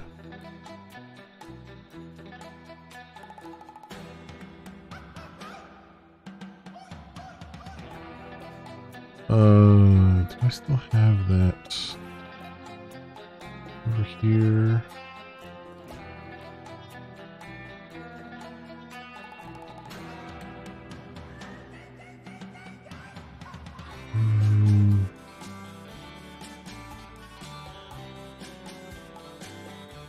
Copy image. Can I just do a copy image? That's gonna be interesting. Let's see if that works.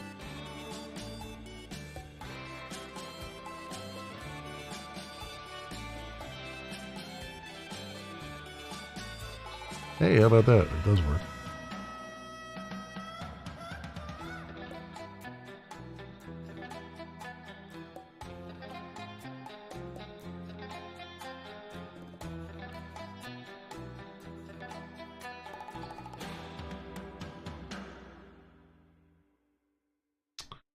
Okay, I think that's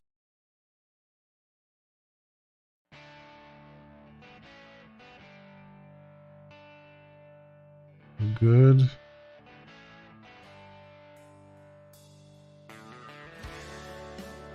And files changed. Let's get all my changes there. Changes all through here.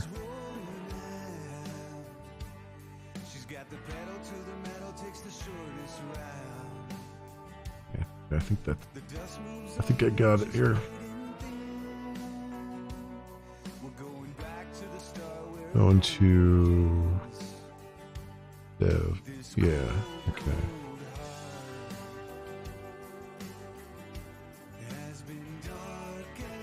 Okay, so we have that out there. That'll run through its tests. So that is there now. What else we got going on? I think that's probably what I'm gonna stop with tonight, because it's getting late and got a full day tomorrow and Sunday for some more coding. But at least I'm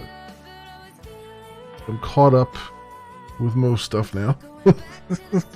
And tomorrow, I guess I'm gonna try to put the finishing touches. I guess I'll try to write some of the tests for the rating and maybe get the finishing touches done on that and maybe get that ready to go. Either that or we'll work some more on the viewer, viewing the viewers. One way or the other, we're going to get back to that either tomorrow or Sunday. So we'll see, my friends. But it's been a productive night, I would say. And I guess in many ways it's been a productive week. I guess, to an extent. So yeah, I think that'll do it for me for tonight. Let's shut everything down here. Get status. Good. Get check out dev just so I don't accidentally make any changes there. That shut down the database. Next out there. Good stuff. Good stuff all around. Yeah, cool. Cool. Anything else going on over here right now? I don't think so. Sweet. All right, my friends. Like I said, I will be back. Well, I guess it's really technically today for me because it's past midnight, but I'll be back Saturday afternoon. Probably around 1:30 p.m. Eastern time. And same on Sunday, around 1:30 p.m. Eastern time. Going for most of the day, so you know. Hopefully, everyone from whatever time zones you're in, you'll have an opportunity to stop by and see what's going on and all those things. So anyway, thank you so much, everyone, for watching and keeping me company and feedback and all those things. Thank you very much. I hope everyone has an excellent morning, afternoon, or evening, depending on what it is for you. I hope to see you back here again in the future for some more stuff, whatever happens to suit your fancy. Until then, see you, bye.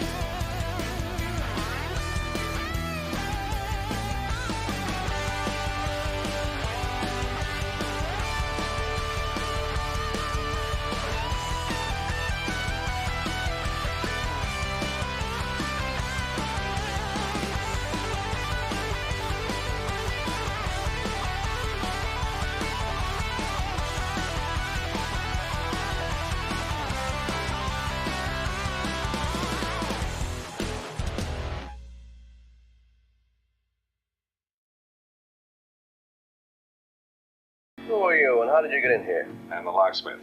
And I'm a locksmith.